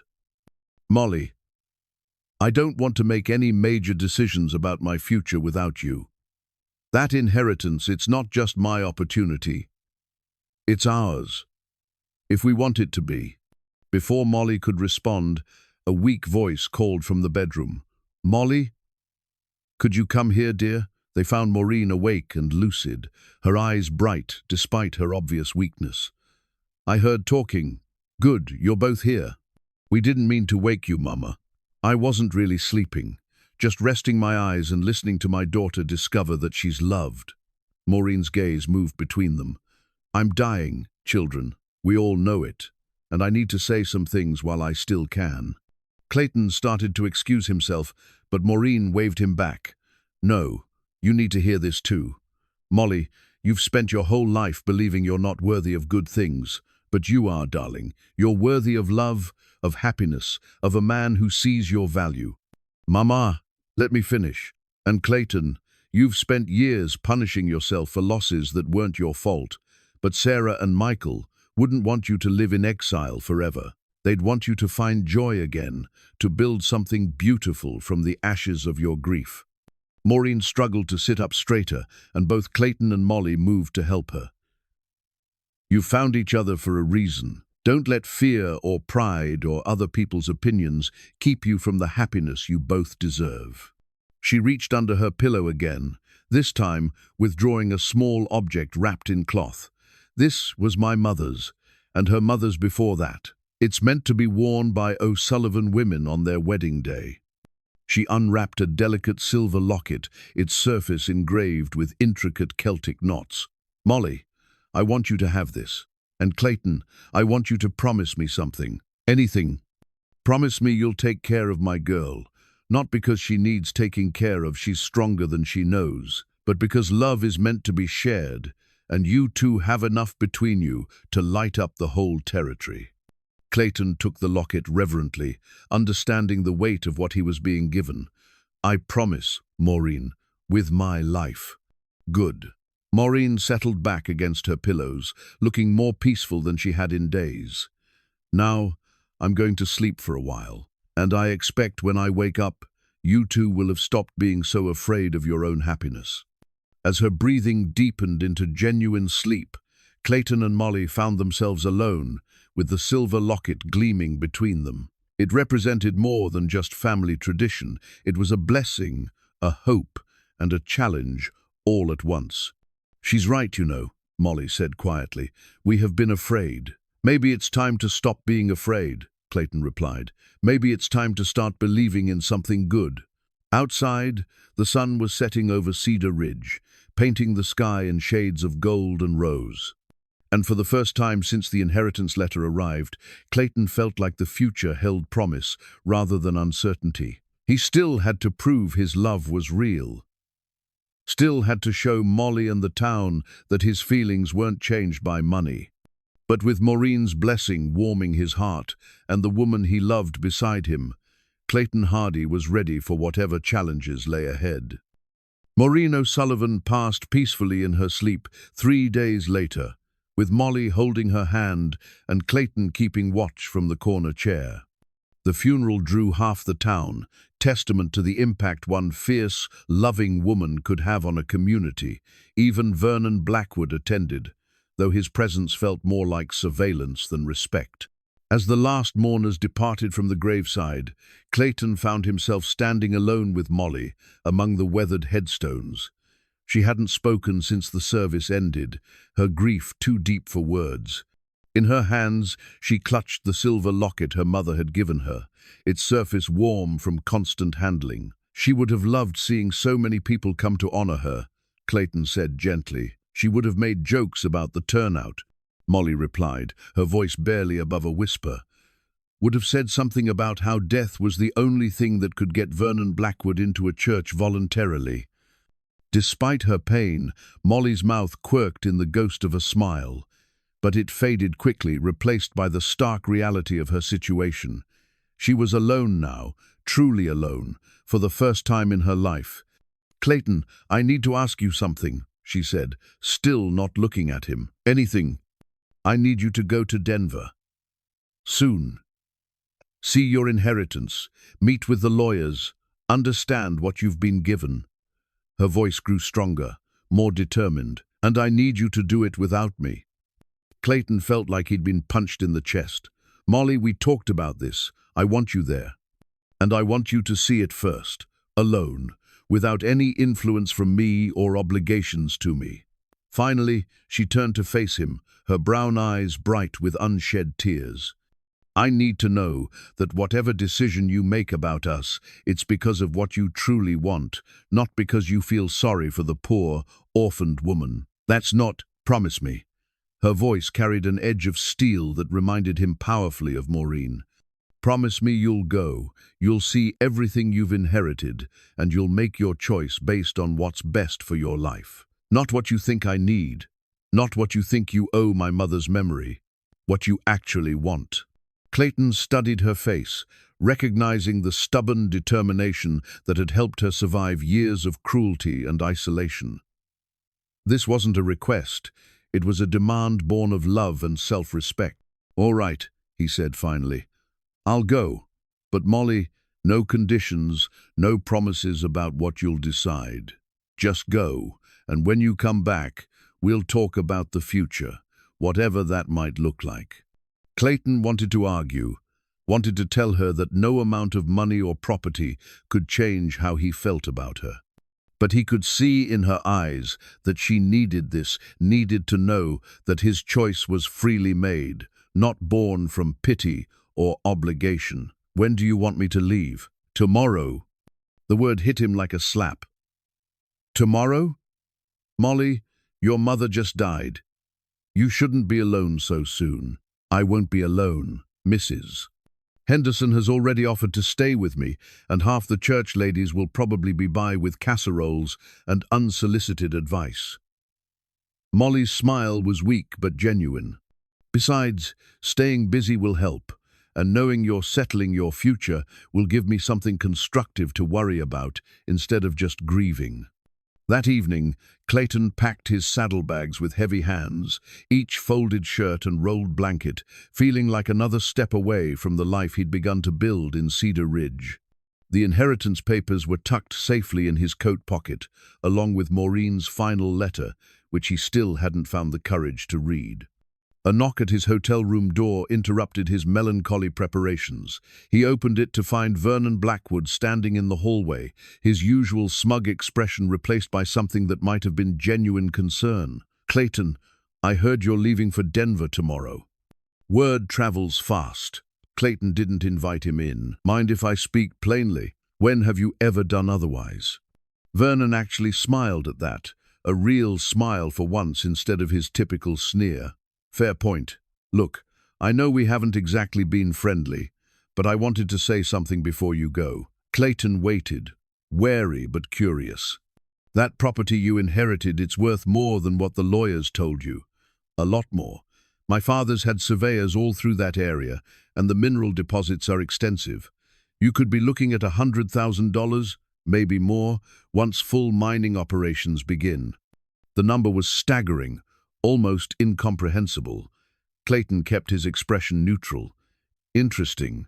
And you're telling me this why?" "Because I want you to understand what you'd be walking away from if you come back here." Vernon's voice was quiet, serious.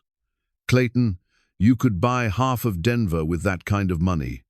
You could marry a senator's daughter, live in a mansion, have servants and carriages, and everything money can buy. And Molly will still be a fat shopkeeper's daughter in a frontier town."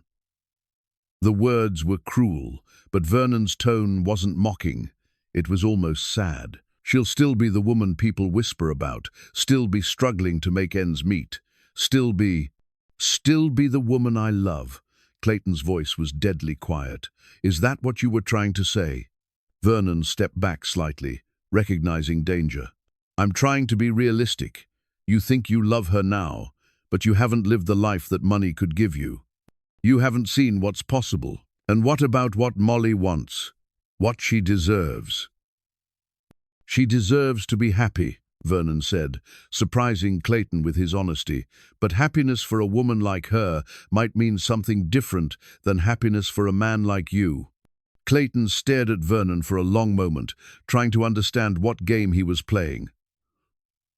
What aren't you telling me? Vernon hesitated, then seemed to make a decision. There's a man coming to town next week. Marcus Webb, he's a widower from Denver, owns a mercantile business. Good man, kind, stable. He's specifically looking for a wife, and he's not particular about appearance.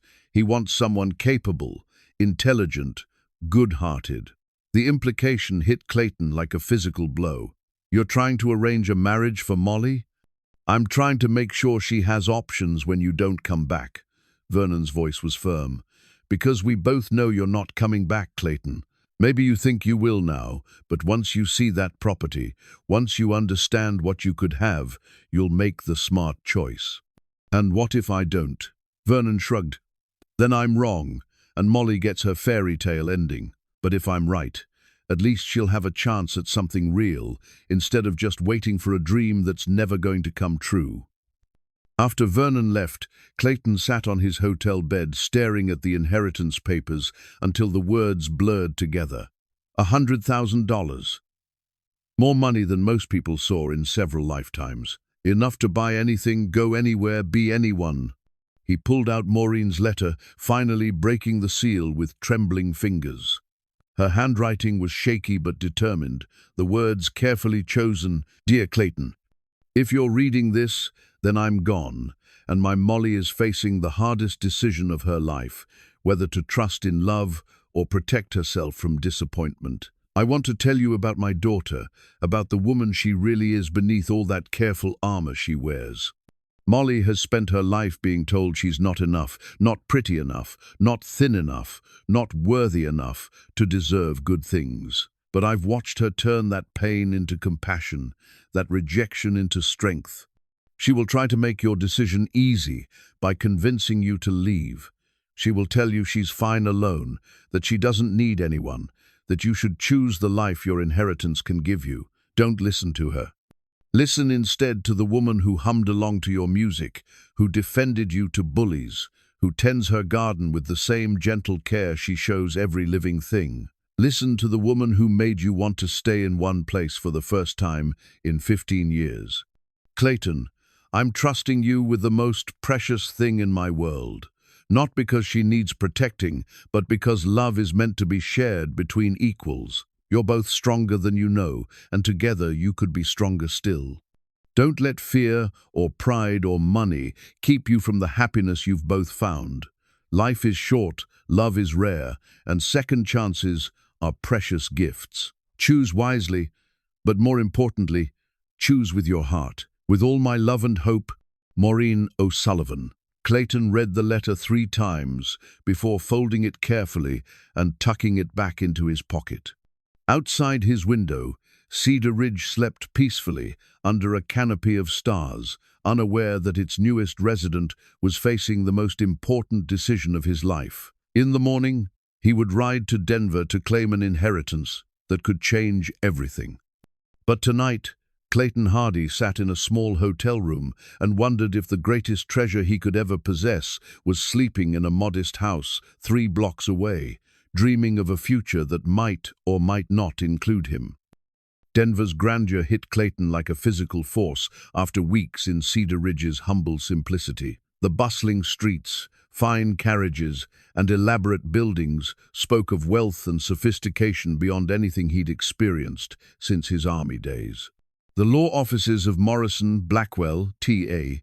Associates occupied the entire second floor of a marble-fronted building that probably cost more than most frontier towns' entire worth.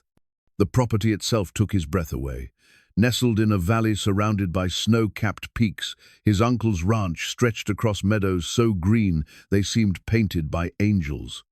The main house was modest but beautifully built, with wraparound porches and large windows that captured the mountain views. Outbuildings dotted the landscape, a barn, stables, a bunkhouse.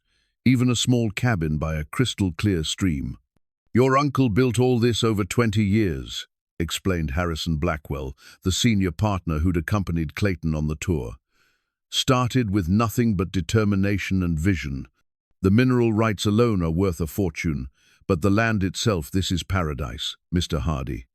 Standing on the main house's porch, watching eagles soar over peaks that touched the sky, Clayton could envision the life this place could offer. Peace, prosperity, respect, everything a man was supposed to want. He could hire managers to run the mining operations, breed horses in the meadows, host parties for Denver's elite. He could build an empire here. "There's something else," Blackwell said, interrupting Clayton's reverie. "I've taken the liberty of introducing you around Denver society. There are several prominent families with eligible daughters who would be interested in your acquaintance. I'm not looking for a wife. Of course not, but a man of your position needs social connections. The Abercrombies, for instance, lovely family, own 3 silver mines. Their daughter, Catherine, is accomplished, educated, beautiful. She'd make an excellent partner for someone establishing himself in territorial society." That evening, Clayton found himself at an elaborate dinner party in one of Denver's finest mansions. The dining room sparkled with crystal and silver, the conversation flowing as smoothly as the expensive wine.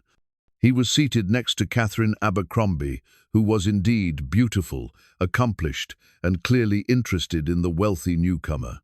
"Mr. Hardy, you simply must tell us about your adventures in the wilderness," she said, her blue eyes sparkling with curiosity. "It sounds absolutely thrilling." "Not much to tell," Clayton replied politely.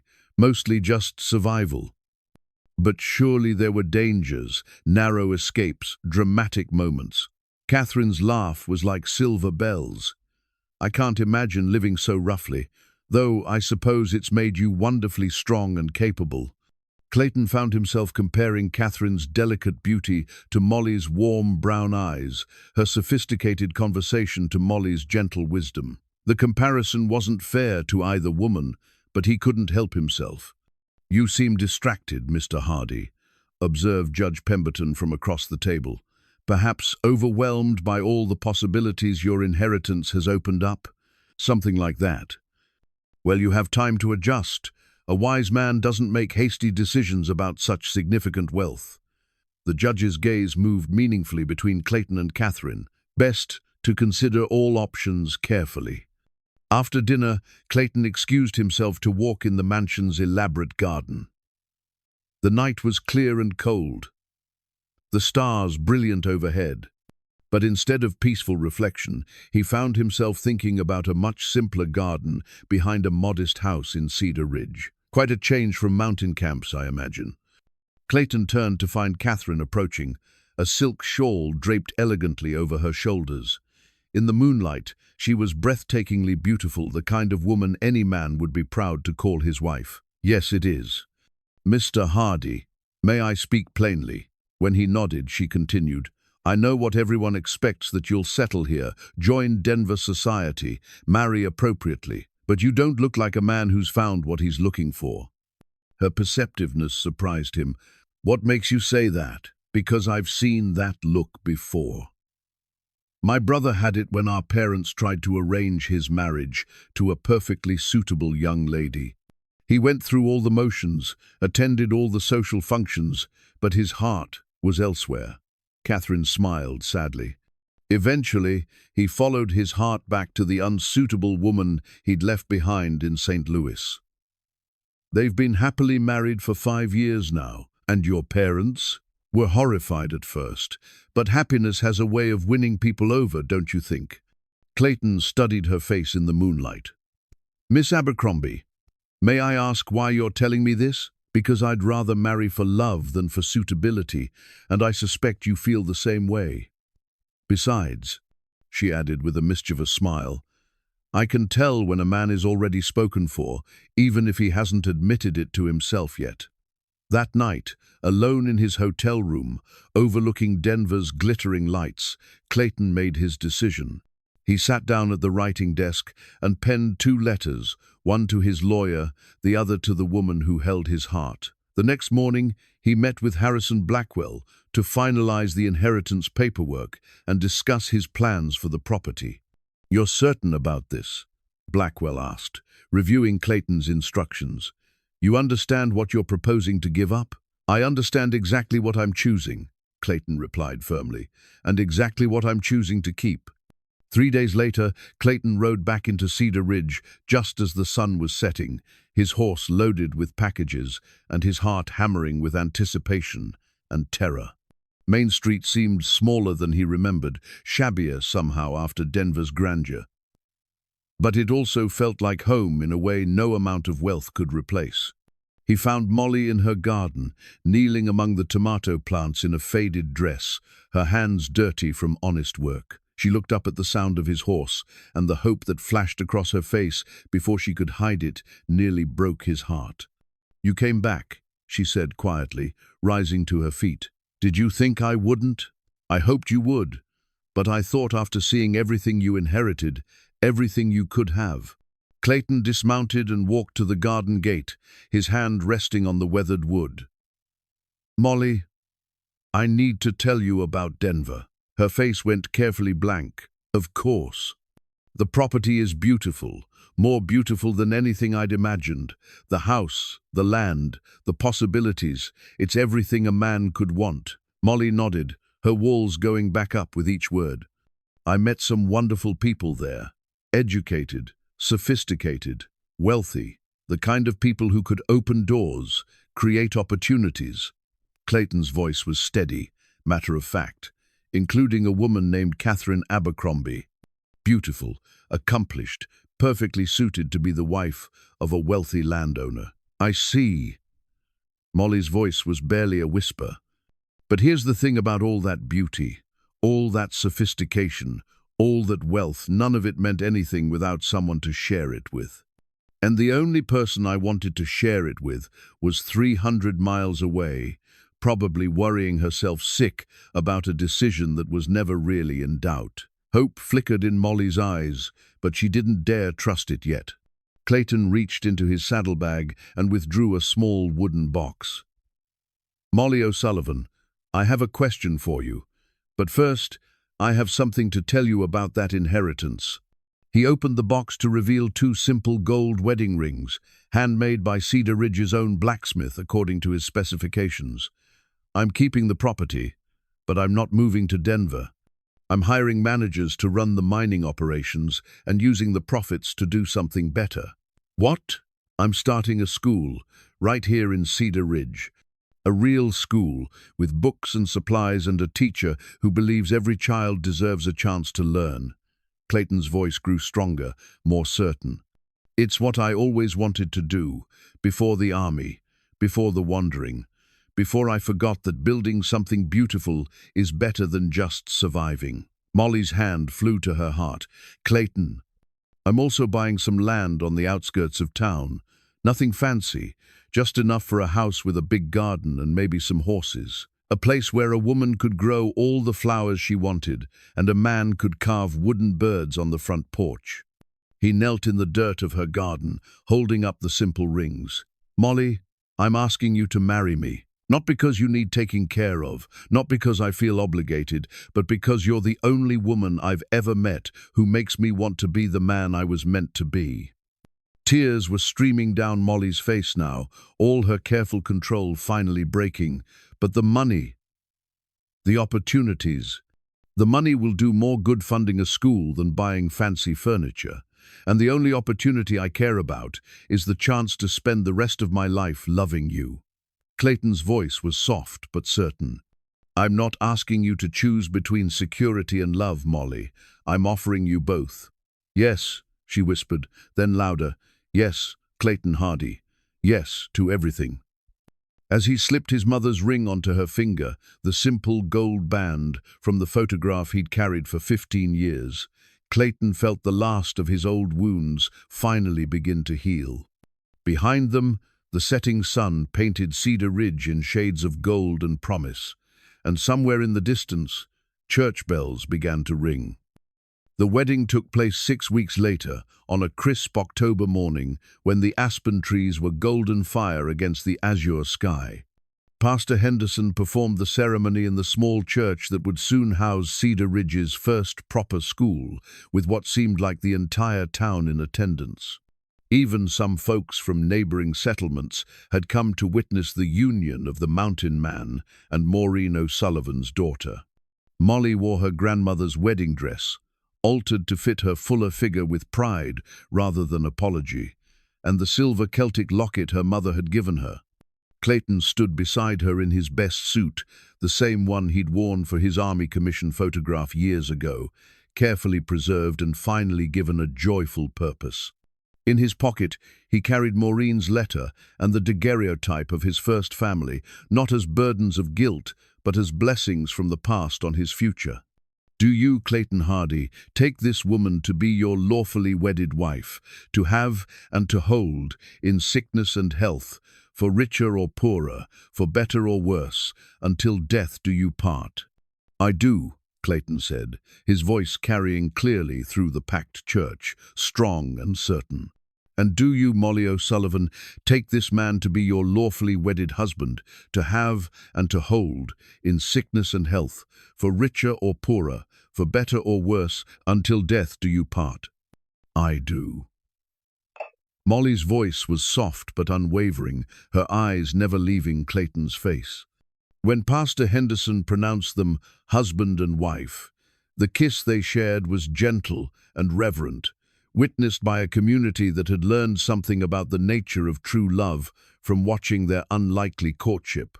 The reception was held in Murphy's saloon, transformed for the occasion with wildflowers and white ribbons. Pete Murphy had outdone himself with the feast, and even Vernon Blackwood was there, offering his congratulations with what appeared to be genuine good grace.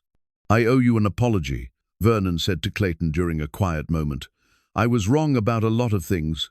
Wrong about what you'd choose, wrong about what Molly deserved. She looks happy." "She is happy," Clayton replied. "We both are." "Good. That's good." Vernon glanced across the room to where Molly was laughing with some of the church ladies. "For what it's worth, I think my father's going to be disappointed about those mineral rights." "Your father will survive. There are other opportunities for men with vision." As the evening wound down and the last guest departed, Clayton and Molly found themselves alone on the porch of their new home, a modest but comfortable house on the edge of town. With a view of the mountains and room for the large garden, Molly had already begun planning. On the porch rail sat a new rocking chair, handcrafted by Clayton during the weeks leading up to their wedding. Its smooth curves and careful joinery spoke of patience and love, of a man building something meant to last generations. It was more than furniture, it was a promise of quiet evenings, shared conversations, and the family they hoped to build together. "Mrs. Hardy," Clayton said, testing the name on his tongue. "I like the sound of that," Molly replied, settling into the rocking chair with a contented sigh, "though it will take some getting used to." "We have time."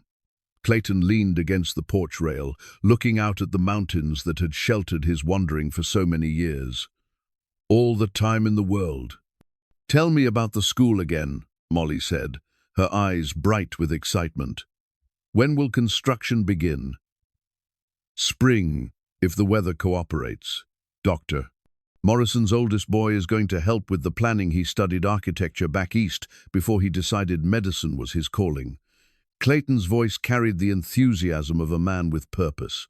"We'll have proper desks, a real blackboard, maybe even a small library if the mining profits are as good as the surveyors predict." "And you're certain you want to teach? After all the places you've been?" Clayton considered the question seriously. "I've spent 15 years running from my past, Molly. Now I want to build a future. There's something satisfying about helping children discover what they're capable of, about being part of a community instead of just passing through. The children adore you already. Billy Henderson practically worships the ground you walk on." "Billy's a good boy. Reminds me of myself at that age, full of questions and dreams." Clayton smiled. Maybe we can help him achieve those dreams instead of having them derailed by circumstances. They sat in comfortable silence for a while, listening to the evening sounds of their new hometown. In the distance, a coyote called to its mate, and somewhere nearby, a barn owl announced the beginning of its nightly hunt. These were the sounds of home, of belonging, of a life finally at peace with itself. "Clayton?" Molly's voice was soft, contemplative. "Do you ever wonder what Mama would think of all this? The wedding, the house, the school?" Clayton reached into his pocket and withdrew Maureen's letter, now worn soft from multiple readings. "I think she'd say she knew exactly what she was doing when she offered you to a stranger in Murphy's saloon. She was quite proud of her matchmaking instincts. She was right to be proud. She saw something in both of us that we couldn't see in ourselves." Clayton folded the letter carefully and tucked it away. "She knew we were both strong enough to heal each other's wounds." Molly reached for his hand, intertwining their fingers. "I love you, Clayton Hardy. Not for the money, not for the security, not for what you can provide. I love you for the man you are, the man you've chosen to become. And I love you, Molly Hardy, for your courage, your kindness, your ability to see beauty in broken things and help them become whole again." As the stars emerged in the darkening sky, Clayton reflected on the journey that had brought him to this moment. He thought of Sarah and Michael, resting peacefully in a distant cemetery, and felt not grief but gratitude for the love they'd shared, for the lessons their loss had taught him, and for the way their memory had guided him toward this new beginning. "Do you think they would approve?" he asked quietly, knowing Molly would understand who he meant. "I think they would want you to be happy," she replied simply. "The way Mama wanted me to be happy. Love doesn't diminish when it's shared, it multiplies." In the months that followed, Cedar Ridge began to transform in small but meaningful ways. The school construction proceeded on schedule, with many townspeople volunteering their labor and skills.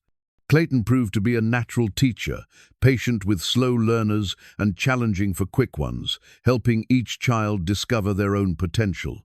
Molly established herself as the town's unofficial social coordinator, organizing community events and ensuring that newcomers felt welcome. Her natural warmth and Clayton's steady leadership made their home a gathering place for neighbors seeking advice or simply good company.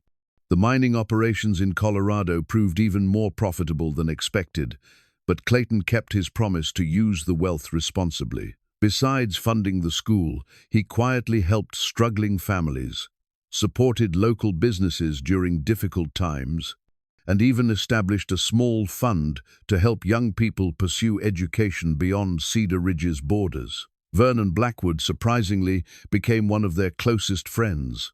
Perhaps humbled by his mistakes or genuinely changed by witnessing their happiness, he proved to be a loyal ally and eventually a trusted confidant. When he finally married a spirited young woman from Denver who cared more about his character than his family's reputation, Clayton and Molly stood as witnesses. 1 year after their wedding, as autumn painted the mountains in brilliant colors once again, Molly made an announcement that filled their modest home with even greater joy. Standing in the doorway of what would soon become a nursery, her hand resting on the gentle curve of new life, she smiled at her husband with eyes bright with promise. "He'll need a bigger rocking chair," Clayton said, his voice thick with emotion as he pulled her into his arms. "She might prefer a swing in the garden," Molly countered, laughing through happy tears. That evening, as they sat together in the rocking chair, Clayton had built Molly cradled against his chest. His hands resting protectively over their growing child, they watched the sun set over the town that had become their world. Cedar Ridge wasn't the grandest place, wasn't the richest or most sophisticated, but it was theirs. "Any regrets?" Molly asked softly. Clayton considered the question seriously, as he always did, her thoughtful inquiries. He thought about the mansion in Denver he'd never owned, the society connections he'd never cultivated, the empire he'd never built. Then he looked at the woman in his arms, at the community they'd helped strengthen, at the future they were creating together. "Only one," he said finally. "What's that?" "I regret that it took me 15 years to find my way home." Molly turned in his arms to face him, her expression tender but firm. You weren't ready to find home 15 years ago. You needed those years to become the man you are now, the man I fell in love with. Sometimes we have to wander in the wilderness before we can appreciate the promised land. As if in response to her words, their child stirred gently, a flutter of movement that spoke of hope and new beginnings. Clayton marveled at the miracle of it, how love could grow from the most unlikely circumstances, how healing could emerge from the deepest wounds, how home could be found in the most unexpected places. The rocking chair creaked gently as they swayed together, keeping time with the rhythm of their hearts and the quiet breathing of the town around them. In the distance, the mountains stood eternal and unchanging, guardians of all the small human dramas played out in their shadow. Clayton Hardy had finally stopped running. He'd found his purpose, his peace, and his person. And in the gentle twilight of a Colorado evening, surrounded by the sounds of home and the warmth of love, he knew that sometimes the best journeys were the ones that led you back to yourself and forward into a future bright with possibility. The story that began with a drunken widow's bold proclamation in a frontier saloon had become something beautiful and lasting, proof that love could indeed bloom in the most unlikely soil. And as the stars appeared one by one in the vast western sky, Clayton and Molly Hardy rocked gently together, building dreams as sturdy and enduring as the mountains themselves.